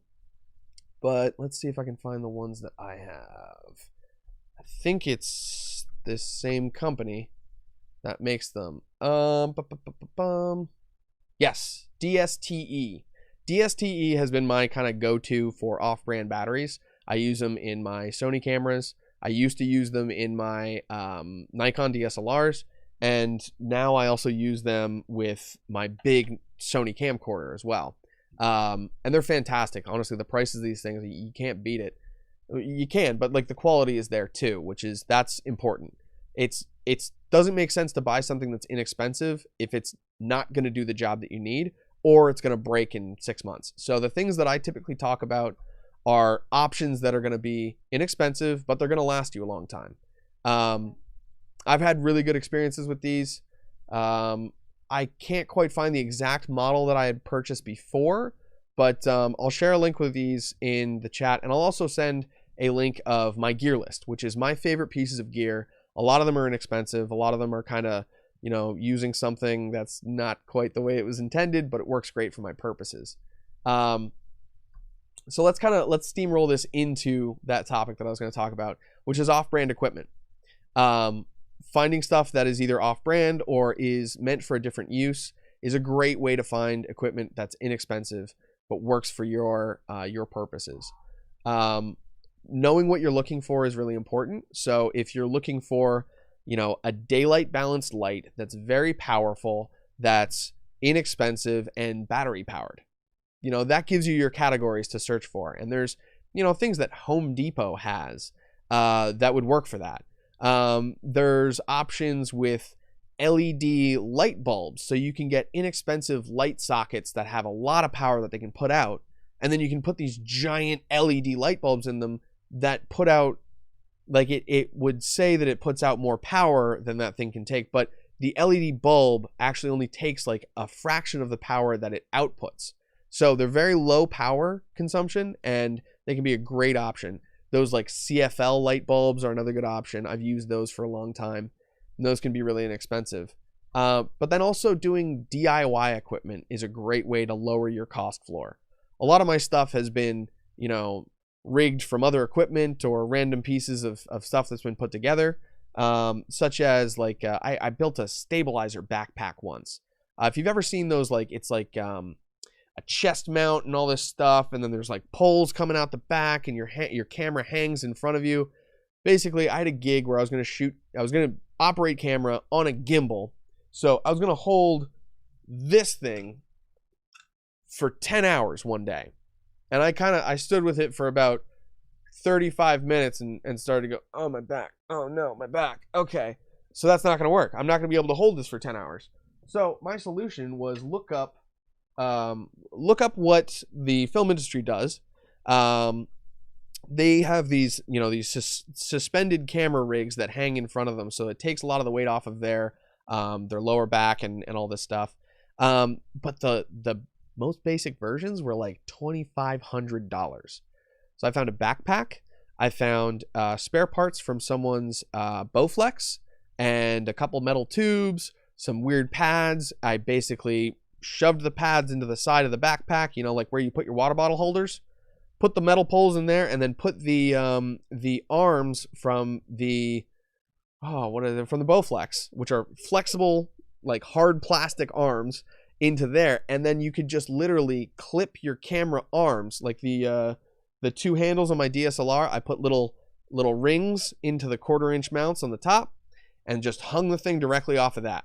It works like a dream, and it literally cost me nothing. Meanwhile, my cheapest, option would have been $2,500.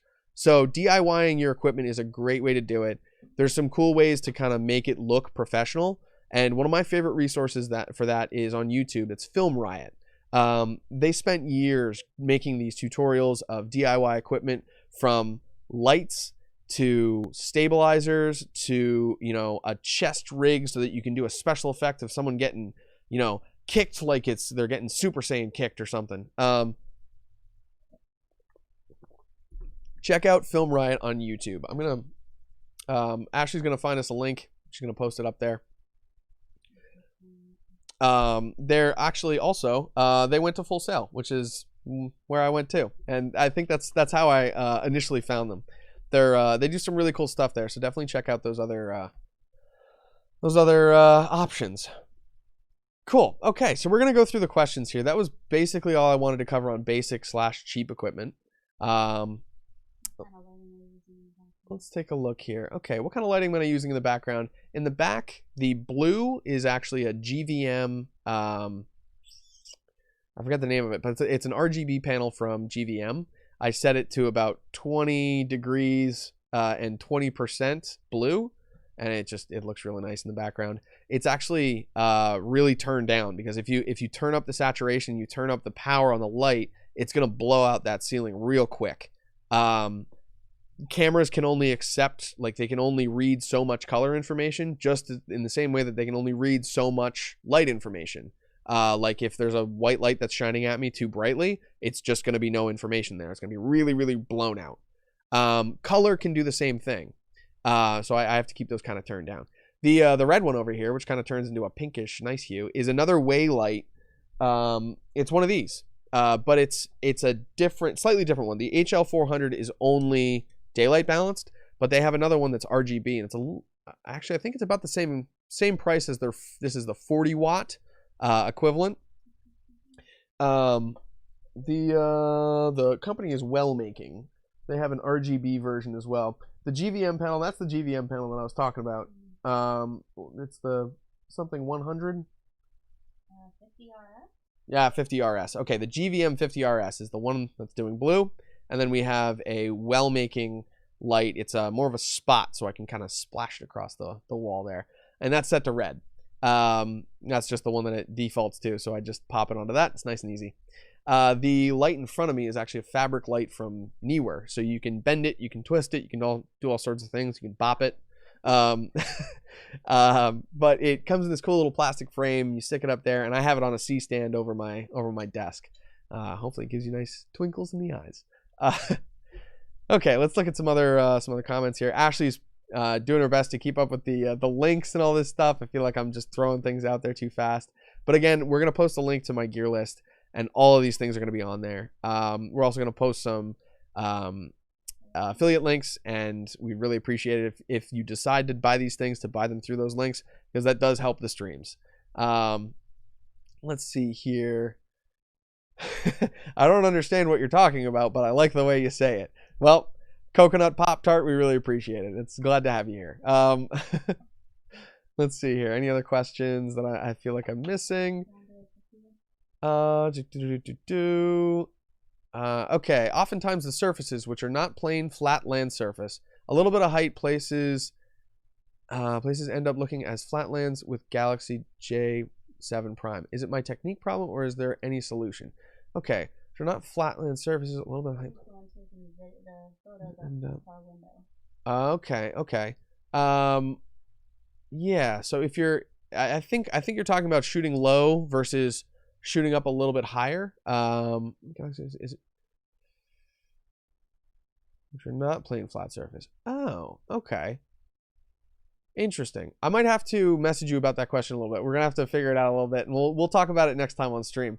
I'll get some more details from you, but it's gonna be interesting. We're gonna have some more chats, and it'll be good. Okay, is Neewer a good brand? I got my tripod from there for about 40 US, but it seems a bit flimsy.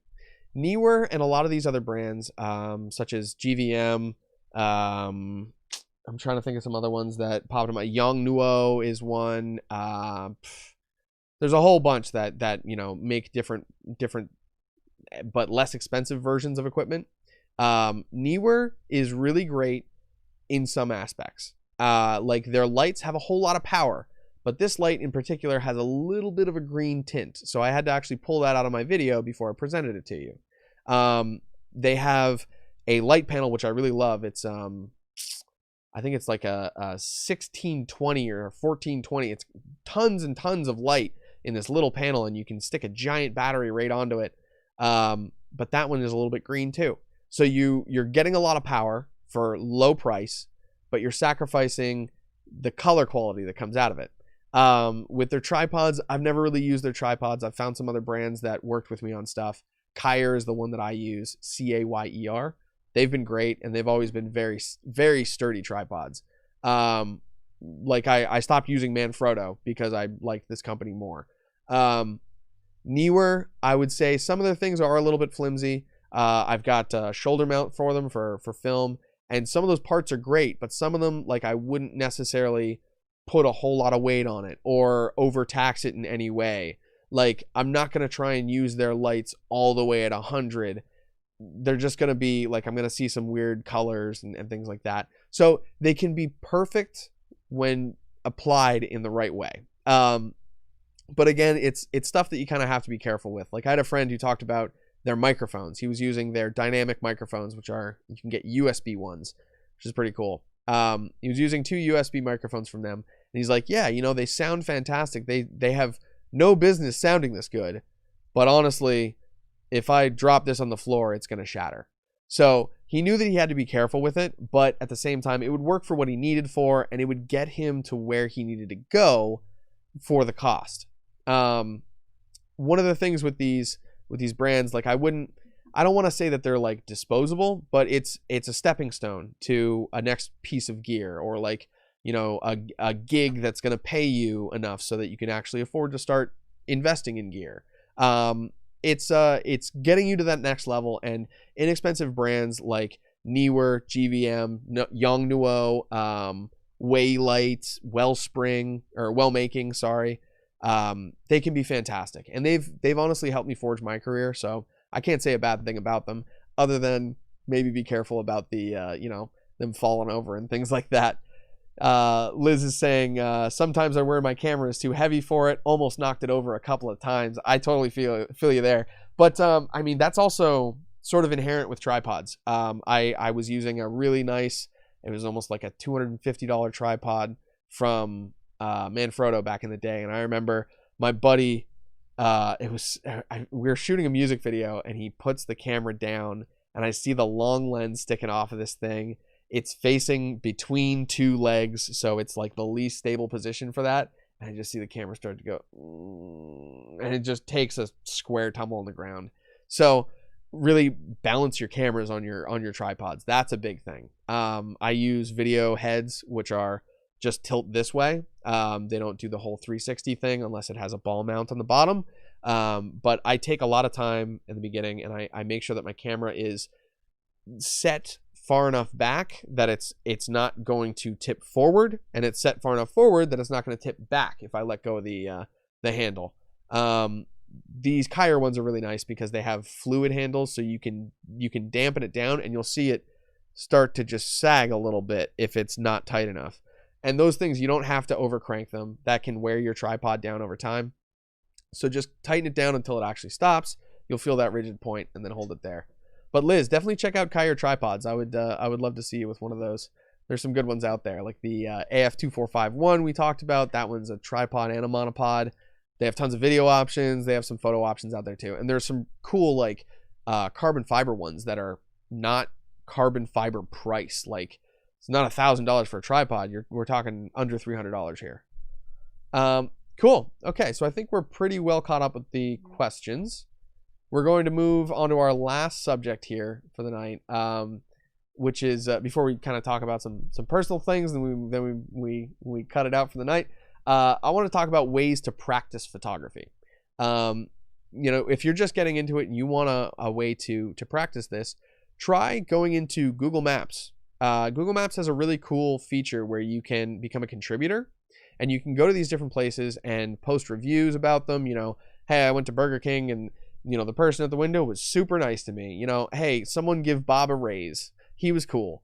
I love doing stuff like that. First of all, like saying positive things about businesses, but also having the power then to review businesses if they've done something wrong, or if they're neglecting something. You can use that in a review there, and you typically get a response from that company. If you don't get a response from that company, they might not really care that much, and maybe they're not a great company to go to. But it's a great way to practice photography because you can get tons and tons of views by just posting photos with your reviews of locations. If you go to the park, take a photo of the sign, take a wide shot of the actual park itself, take some cool detail shots as you're walking around, and you can really inject some value there. Like you can practice your photography while also getting more out of your reviews.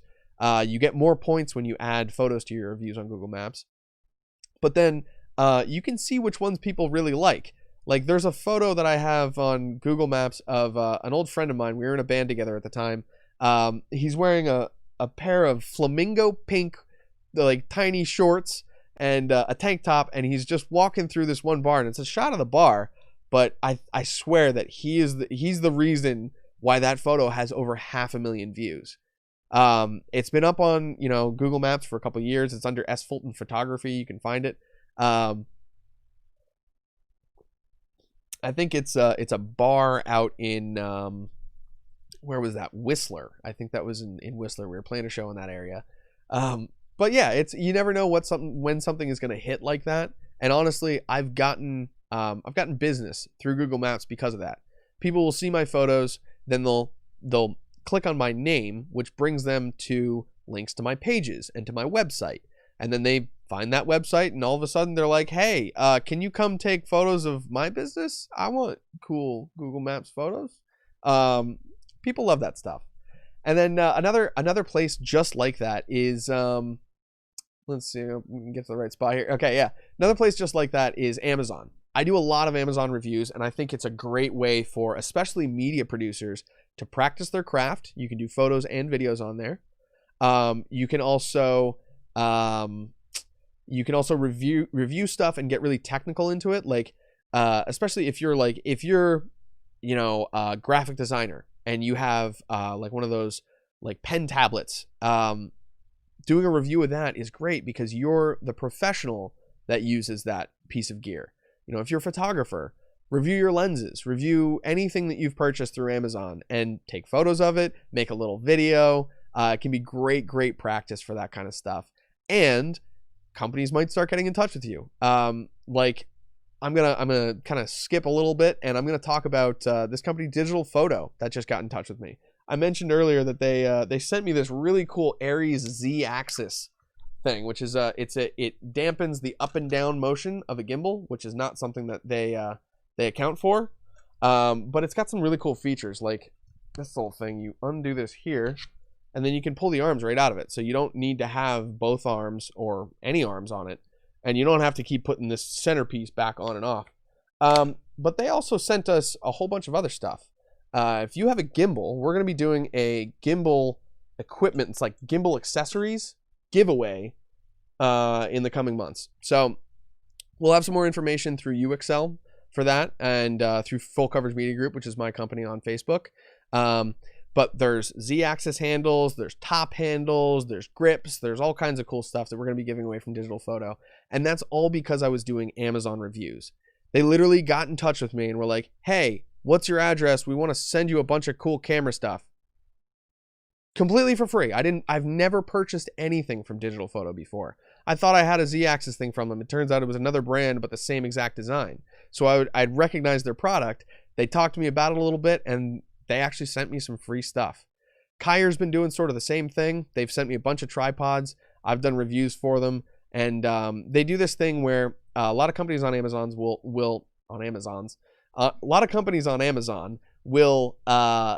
get in touch with you, and they'll say, hey, can you do a review for this product? If it's positive, post it on Amazon. If it's negative, talk to us and we'll make this product better. I've worked with Neewer on a couple of things. I've worked with GVM. I've been working closely with Kayer. They've been fantastic, and I'm going to be doing some actual like videos for them soon, as opposed to just reviews on pages and whatnot. So it's a really powerful way to not only practice your craft, but get equipment for free. And there's nothing that feels better than like getting some cool equipment in the mail, and they're just like, hey, thanks for the review.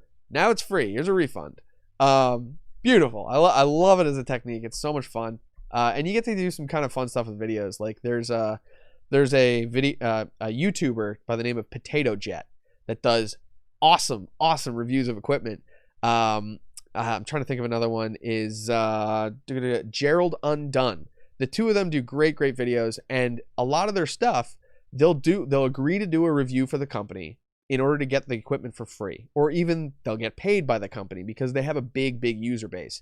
But they have the power, because they have that huge user base and a lot of people that watch their stuff, that now they can do these reviews and say positive or negative things about the product. They say whatever the heck they want, and they still get paid for that. So it's a really cool way to get into practicing photography and videography and getting free gear. All right, we got some questions here. Daryl Henry's first one. Daryl Henry. All right, side note question. What camera are you using to stream? I'm using a Sony A6400. That camera has eye tracking, which I'm actually not using because it will focus directly on my microphone instead of me. But when I'm a little bit, like when I'm the front object like this, it would autofocus on me just fine. But it's a great camera for putting on gimbals. It doesn't have an internal stabilizer, so it's a little bit less expensive than like the A6500 or A6600. But it has great quality video. You can shoot an S-Log, you can shoot an HLG, which is currently what we're streaming in. It's actually a 4K image that you're looking at, but in the stream, I think it's like a little bit smaller than 1080p. I think it's like 1440 on the long side or something like that. I forget. But it's basically you're seeing a 4K image punched into 1080p and then streamed out to you live. And Sony cameras can do that. They're really great for using like a webcam like that. You just have to hook it up to a capture card like this AverMedia 4K. It's the 2 Plus is the version that we're using. And the lens that's on there is the Sigma 16mm. So we were talking about off-brand equipment. That's another great place to do off-brand is lenses. Vintage works great, but getting like Sigma lenses for Sony. Sigma has been working very closely with Sony, actually closer than any other company, to the point where their lenses, they rate them as, you know, this is going to be good on Sony sensors up to 100 megapixels, which I'm at like, I think it's like 20, 24 with this camera. But either way, like my quality that I'm shoving out of this thing is nowhere near the limit of where those lenses are. So it's good to have lenses that are even nicer than your camera, basically. But this lens was under $400, so it's really inexpensive at the same time. I'm streaming on PC right now. I did see that question pop up there, Daryl. But I do have Mac as well, and these programs will work in them. I'm using Streamlabs as my interface, and then that streams out to Restream and goes to all these different platforms. Let's see. Camera you're using for the stream. Thanks for the battery info. Just got 4 for my 80D on eBay. That's awesome. That's fantastic. I'm glad that this is like literally helping people directly as we're chatting. That's so cool. Can you stream through any DSLR? I have a Rebel. Most of them. A lot of them have HDMI out ports, but you have to have them hooked up that way. Hooking up your camera directly into your computer isn't going to work because your computer actually has to encode the video, which means take it from that, you know, raw coming out of the camera type. It's not actually raw video, but we'll get more into that later. Coming out of the camera video, and then they have to encode it into a like an MP4 file so that your computer can actually use it. It streams at a slightly different bit rate, all that stuff, but it will work if you can find a HDMI port on your camera. If you can find a way to keep it powered without turning off, all you have to do is just turn the thing on, plug it in, and most of them will work. The only difference is if you get a clean feed or not. See, I'm looking at this on the screen, the flip up screen on my A6400, and on that little screen I can see, you know, my bars up here. There's little icons for autofocus, manual focus, like all the little icons. Some cameras will actually put that out into your live stream. If I switch settings, I could actually hit the menu button and I'd be able to show you all the menu and everything internal. Meanwhile, on this setting, if I hit the menu button, you don't see anything. It just keeps streaming this. So there's some little things that you have to figure out per camera. The A6400 has been great for me, but you know, I think with a Rebel you might be able to do that. I'm not too sure with those. Canon was never one of the brands that I owned, but they do have great stuff. So I mean, hey, if you don't have that as an option, there's actually a really cool. I'm going to show you guys something really cool. This is an app called Iriun 4K. I want to pronounce it. IRIUN is how you spell it. It can turn your cell phone into a webcam. So I'm gonna power this up and I'll kind of show you what I'm talking about in a second here. If I can unlock the thing. Here we go. All right. Iriun webcam. Continue. Okay, I'm gonna check my settings really quick. I gotta make sure that everything's all set up for this to work. That's right, I gotta attach to Wi-Fi. That's the problem. Okay, so if you're attached to the same Wi-Fi as your camera or your computer, you can actually start this little server up on your computer and then start the app on your phone, and they'll connect wirelessly. So you can do some really cool stuff with this. Like, for example, I'm going to switch, and then you'll be able to see my streaming setup here. We can talk a little bit more about it. Let's go to this shot. Okay, there we go. So we have a little picture-in-picture. You can see it's a little bit choppy, but that's because you're sending this is 1080p video over live stream. So, you know, I can turn it around. You can see me here. Hey, how's it going, everybody? And it's a really great and inexpensive way to use a camera as a webcam. Your cell phone, you typically have one with you. So you can use this, you can keep your cell phone plugged in, it'll stay charged, all that stuff. And yeah, it's gonna work pretty darn well. It's a lot less expensive than buying a camera or buying even a capture card. Capture cards are typically around $100 starting. So that is a great option, but it can be a bit expensive. So Iriun 4K, try that app out. It's on, I think you can use it on iOS and Android. But I've had some kind of difficulties hooking it up with different computers because I stream from different computers. But yeah, this one, it's worked really well so far. That's definitely something that you can check out for web streaming. Let's see here. Michelle had another question about reviews and refunds. I kind of gave her an answer. Okay, we're going through our questions here. To do the reviews, we purchase the item first, then they send a refund. Yeah, a lot of times they will do that. But do reviews on things that you own already first. When it comes to Amazon, do the stuff that you already have. You can actually look through your history and see like, oh, I actually did purchase that on Amazon. Let's go give it a review. And then people will sometimes get in touch with you. There are places that you can find these people too, but getting your Amazon account up to a higher status, there's actually rankings on Amazon if you didn't know. If you get your account ranked up higher, then you're just going to get people knocking on your door, which is a lot better way to do it. Typically, I've found that companies are more willing to work with you after you've done a couple, and after you've got a big bank of reviews, and especially positive reviews. They like to see that stuff.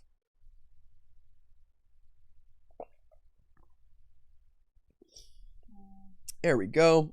Ashley just put the link to Irian in here. Here we are. I'm going to try and find... Okay. That's this one here? Mm-hmm. Cool. All right. Ashley's pointing us in the direction of the right chats. This is Sankey Lamus. Any golden tip about how to practice if you want to focus on portrait photography or studio photography? Friends not always like to be photographed, and it seems a bit weird to me to go to random people on the road. I completely feel you there. I mean, back in the day, I like when I was just getting into photography and I didn't really have anyone to shoot with, I would go on my bike and ride around town and just kind of like snap portraits as I was rolling around. I had a bike that you could ride real slow on, so it worked out that way. But you know, people weren't always very happy. I'd look through the photos and be like, oh, that person doesn't like having their picture taken. I'm not going to post that one. Typically, I would try and post things that didn't show people's faces too, because that can lead to some, you know, disputes online. But finding specific groups, there's groups on Facebook where you can find people who want to be photographed. There's tons of model groups on Facebook.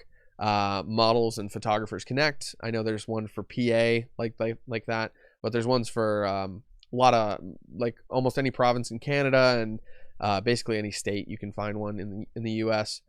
That's on Facebook. You'll find those groups. Those are good places to go. But then there's also groups of people just in general that are more likely to need photos and less likely to have a budget.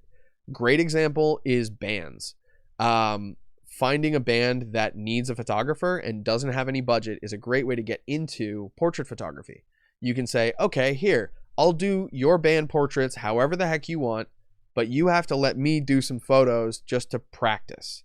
And it's not even necessarily something that you're going to post, but just having access to people who are going to come over, you can mess around with lights and do all kinds of cool stuff, is key. When I was starting photography, I was working with a band called the 13th Floor. They're a metal band from Canada. They're in Ottawa, and they're fantastic. They're still playing to this day. That's drums, guitar, and vocals. That's it. Really, really heavy music, but we needed photos. So I became the person who was doing our photos, and every now and then I'd be like, all right, guys, you know what? We just did a photo shoot for the band the other day. Now it's your turn to come do a photo shoot for me. So we'd, you know, I think one of the favorite shoots that I did in that house was they were on the staircase and I'm shooting down on them. They had this cool, like, looking up into the camera type look. But finding a group of people who are more likely to need photos. Maybe there's a stage group that you know. Maybe there's a local rapper, local musician, anything like that. One of your friends might have a small business that they're getting into. They do, microblading or eyebrows and makeup for people. That's a fantastic way to not only help your craft, but also help your friends and help your, friends' businesses get off the ground. But make sure that they know that once you get really good, that they gotta pay you. That's the good thing. So just don't be giving that away for free all the time. Get your practice in. Get your free clients in the door and have people that you do projects with. But then find ways to monetize that stuff, so you're not taking all the burden on and tearing your hair out, getting 5,000 photos edited when no one actually paid you. But fantastic ways to do stuff. I used to do concert photography, live concert photography, which is a typically dark environment. There's crazy lighting going on, so things are flashing and going off left and right. The subjects are moving really fast. They're doing headbanging and jumping around on stage. It was specifically metal that I was shooting, and it's not often that you can use a flash or any type of lighting. You don't really want to bring a long telephoto and that costs like $5,000 and can snap off your camera. You'd want to have something that's like a wide angle. It's smaller. It's maybe manual. You can get up close. So putting yourself in situations like that are relatively more difficult photography situations is a great way to stretch your skills. Another thing that I used to do back in the day, this is just speaking from experience, is John Wenzel actually mentioned, skipping quick. John Wenzel mentions the perfect phrase to use to shoot with models is TFP, trade for photos. I've also heard time for photos, which is basically the idea that you can offer photos to someone, be like, hey, I'll give you these photos that we take for free, just come and spend some time and let me practice with you. That's another great way to do it. One of my favorite ways to just practice photography in general, I used to go on photo walks, and I'm gonna have to do that more often. We might be moving soon, so I might be in a place where I can do this a little bit more. But I used to live in Ottawa, and I'd kind of, I'd be awake at 10:30 at night or so, and I'd have nothing to do, so I'd go for a walk. I'm kind of a little bit more of an intimidating guy, so I felt safe doing that. Obviously, don't put yourself in any dangerous situations, but going for photo walks like that at odd times of day, like, going early in the morning when the light is very angular, or later in the evening as things are starting to set during that golden hour, going for a photo walk and just finding subjects. I've run into people sometimes, like there was a photo walk that I was in the middle of, and my brother sent me a message, and he goes, hey, I need a photo of two people, like people cupping each other's hands. How do we do that? And I go, and I look around and I see a father and son playing in a park, and I go up to the father and I go, hey, excuse me, I'm a photographer. I'm walking around. I'm doing these photos right now, and is there any chance you'd be willing to pose for a photo? It's just your hands, it's not your face, but it's for my brother. He owns a business. And they agreed to it. And sort of my give back to them was, hey, how about you let me take a couple photos of the two of you, and I'll send those to you as well. They gave me their email address, and we literally did a time for photos, just like that, trade for photos, just impromptu photo shoot. Sometimes when you see people around that aren't busy, that can be a really good opportunity to be like, hey, excuse me, I'm a photographer and I'm trying to learn more. I would love if you let me take your photo, and I'll send you photos via email. Giving that sort of value to people is huge. And it can also give you some clients too. Like, I've done that for some people, and then they've come back and been like, hey, so do you do maternity photos? Because my wife's pregnant and we got to get some of those. You never know what's going to happen. It's all about making those connections, and this is a very word of mouth industry.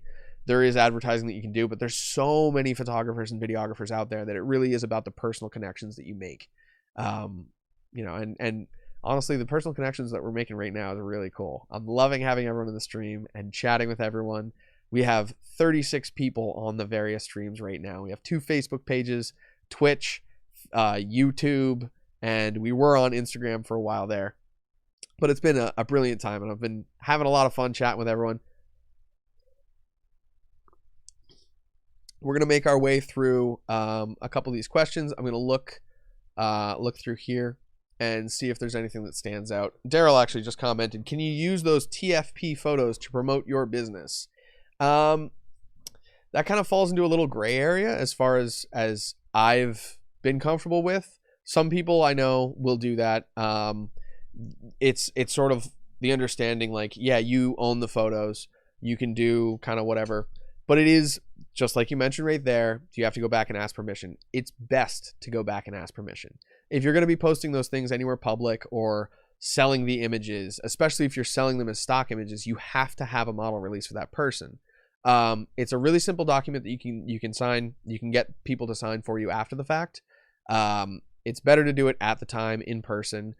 I wonder if there's like an app or something that is out there to do that. That would be really cool. But yeah, signed model release form is needed for that. If you're going to be posting those publicly or anything like that, that's definitely the way to go. Anything otherwise is really just leaving yourself open to liability. So why take the chance? Go for the model release, really. And I mean, that can be as simple as getting in touch with the people via email, sending them that document, them signing it online and sending it back. Hopefully it's that easy. That would be lovely. Okay, let's see. Now, Daryl, I noticed in your comments above, you're saying, wait, actually, okay, I'm seeing that this is included from before. You say, by the way, anyone with a 5D Mark III will cut off after 30 minutes. I believe that's the recording time, right? With a lot of these cameras, like I'm not technically recording on this camera at all. This camera is just showing me the live view, and because it's plugged in, it's going to leave that live view up. I have it set so that it never goes to sleep. It'll just keep rolling, but it's not actually recording. This camera doesn't have a time limit, which is really, really nice. The A6400 has that 30-minute time limit removed, so you can actually record just as long as the camera doesn't overheat, which I've gone much longer than that before, like longer than 30 minutes. The A6500, on the other hand, has a 30-minute time limit. That time limit's actually in place so that when companies import these products into the country, they don't have to pay the duty on a camcorder. It's just a photography camera. Otherwise, if something can just roll record for hours on end, it gets a different type of tax bracket. Like they tax it differently. But yeah, using that 5D Mark III, it will cut off 30 minutes if you're recording. But with these, you can set the settings so that if it's your webcam, it'll stay live, but it just won't record that long. Also, a file that big would be just cumbersome as hell. Let's see here. Going through any questions here.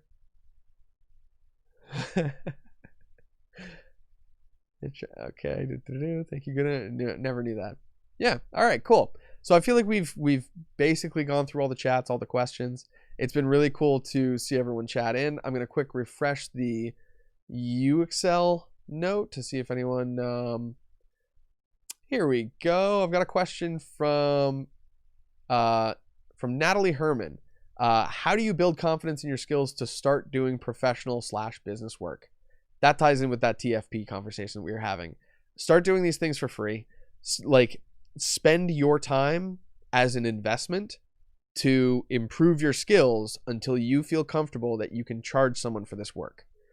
Check out other services out there, see what other people are doing and what quality they're delivering, and then see if you can kind of stack up to that. And if you're not quite at that point yet, do TFP stuff, which is time for print or trade for print, where you're basically working with someone who needs photos and you're doing it for free. You're going to send them the photos. They can use the photos how they want.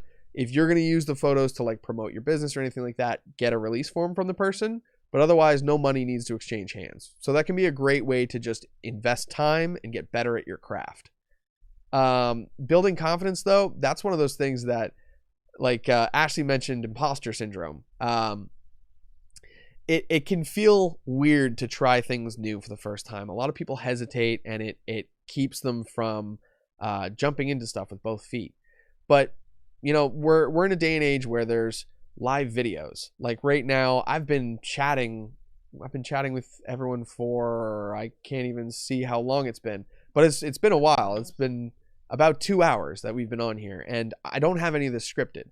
I have basic bullet points and things to sort of follow along, but you know, we're just having a conversation, and it helps that this is something that I really love.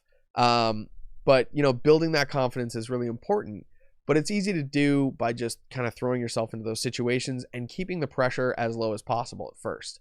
I'm the sort of person that, like, once I have a hobby and I feel like it's monetizable, I feel like I have to, and I start panicking and going like, okay, well now I need to make this work for me. You don't always have to do that.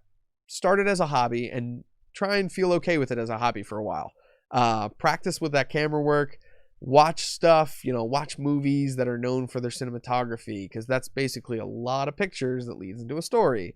Go check out photographers online. Go to 500pixels.com. That's a website where, you know, you can, it's basically like Instagram, or like, it's a social media site that people can post on, but it's specific for photographers. That can be a great place to do your practice too, is to actually go on there, create an account, and start adding things.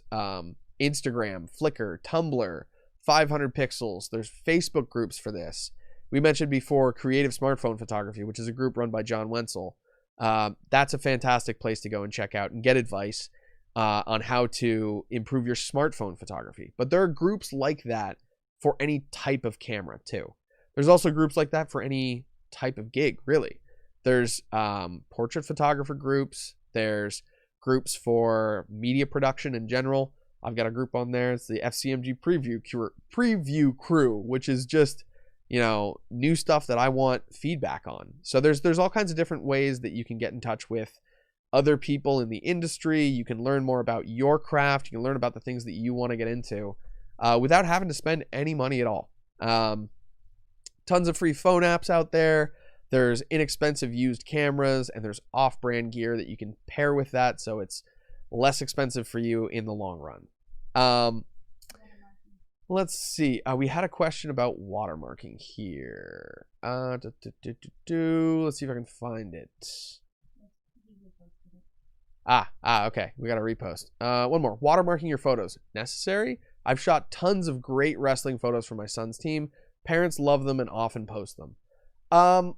I've found it's almost more difficult to get people to share your photos if they have a watermark on them. So personally, I don't use them that much, but that's also not my main source of income. Photography is more additional for me. I mainly do videography. So when I produce video, I try and put it out on my own platforms, or I watermark it. I put like a little intro video thing that comes up and it looks all cool, and people go, "Whoa, sweet, we want to hire him." That's great for business. It can be really good for photography, but you want to ride that happy medium of noticeable but not distracting. Watermarking your images, it can be a little bit frustrating. Getting that design perfect is the first step, and then being able to actually put it on thousands of photos is the next one. But there are cool ways to do that. You can do that in Lightroom. You can do that in Bridge. You can add watermarks to things and export them as batch files, and it's like done. It's great. It's fantastic. I love the Adobe programs for reasons like that. Let's see here. We got a couple more questions. Daryl's asking, some of them actually use them to promote other products without asking me, but since I post them on Facebook or team site, I didn't say anything. Yeah, I mean, that gets into a little bit of a weird ground. Like there was, I used to do a lot of concert photography, and I'd post those photos on my Facebook, and at some point there was a musician that I really liked, and I took photos of them live.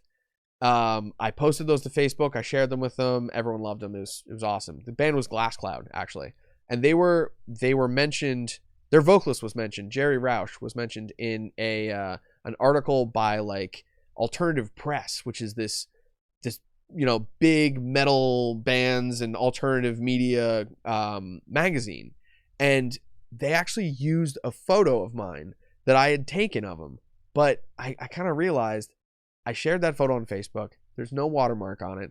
There's not really anything that I feel like I can do to say, hey, take that down. It's in a magazine. It's already out there.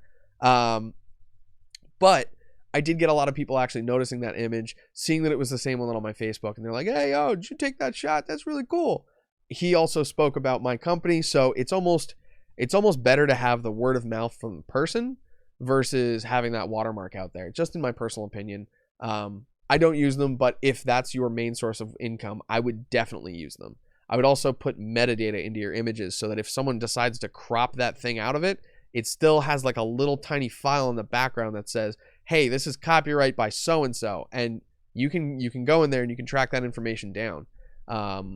You can actually, I think in some cases, you can use it to search on Google to find if your image has been posted in places where you haven't approved it to be posted. I know a lot of photographers actually use that as a source of income, is sharing photos with watermarks and then dinging people when they use them without permission. There are, lawyers that will help you out with that. They're copyright lawyers.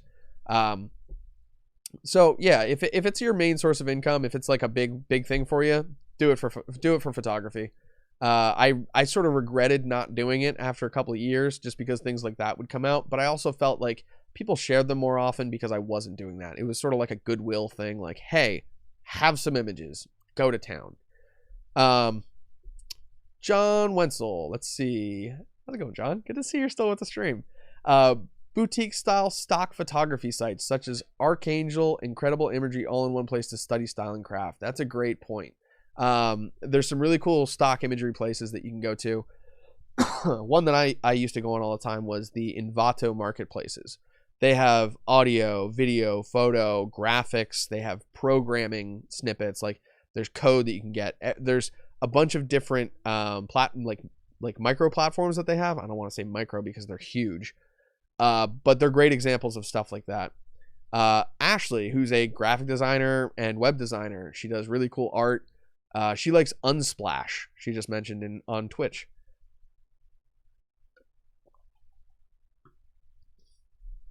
Okay. All right. So Daryl was talking more about the metadata thing. That's definitely a good way to go. You can add metadata in programs like Bridge, and yeah, that's a great option. Let's see. I'm trying to think if there's anything else that we wanted to talk about today. I've got basically all of my points done. I think the last thing is to mention that we're going to be doing that digital photo gear giveaway soon. Hopefully I'll have some other stuff added in there that's not just gimbal specific. But Digital Photo was kind enough to send a whole bunch of equipment my way, and I want to share all that stuff with you guys. So stay in touch. I've got I do streams on Twitch and on Facebook. You can find those both under FCMG_stay, and you're always encouraged to ask me anything when we do these. Whether I'm playing a video game or if I'm doing an actual stream, doing some other stuff, feel free to ask me photo video questions. I'm always happy to chat about this stuff, and if I don't know an answer, we'll help you find it. We'll work on discussing this stuff and figure it out together. On Facebook, you can also find me on Full Coverage Media Group. Some of you are watching there right now, and I really appreciate that. Full Coverage Media Group is my media production company, and right now we're doing a whole bunch of live streaming, doing a whole bunch of production like that. We're going to be sharing some interesting things that we do in the next couple of weeks. But yeah, thank you so much for watching. I really appreciate it. Thank you to UXL for sponsoring these streams. It's really an awesome opportunity to get to do these. And yeah, I think if that's all the questions that we have for today, let's see. You can use some images on DeviantArt. That's a good one. They have amazing artists, and they just ask for basic attribution. That's a good point. Good places to use images like that. And also, you can edit those things. You can download attribution stuff and practice your photo editing. There's just tons of ways to get into this stuff. So don't hesitate. Jump into it. Give it a try. Try some of those free apps and all kinds of fun stuff, and just get after it. See what's out there and have fun. Thank you everyone for watching. Thank you everyone who chatted in and joined us in the conversations. Thank you, Ashley, for helping us out here. And until next time, next Monday at noon, we will catch you again. This is the Producer's Log, and I'm Stay. It's been great chatting with you. Have a good day and have a good rest of your week. Hope it's productive for everyone, and I hope everyone stays safe and healthy and sane too. Peace.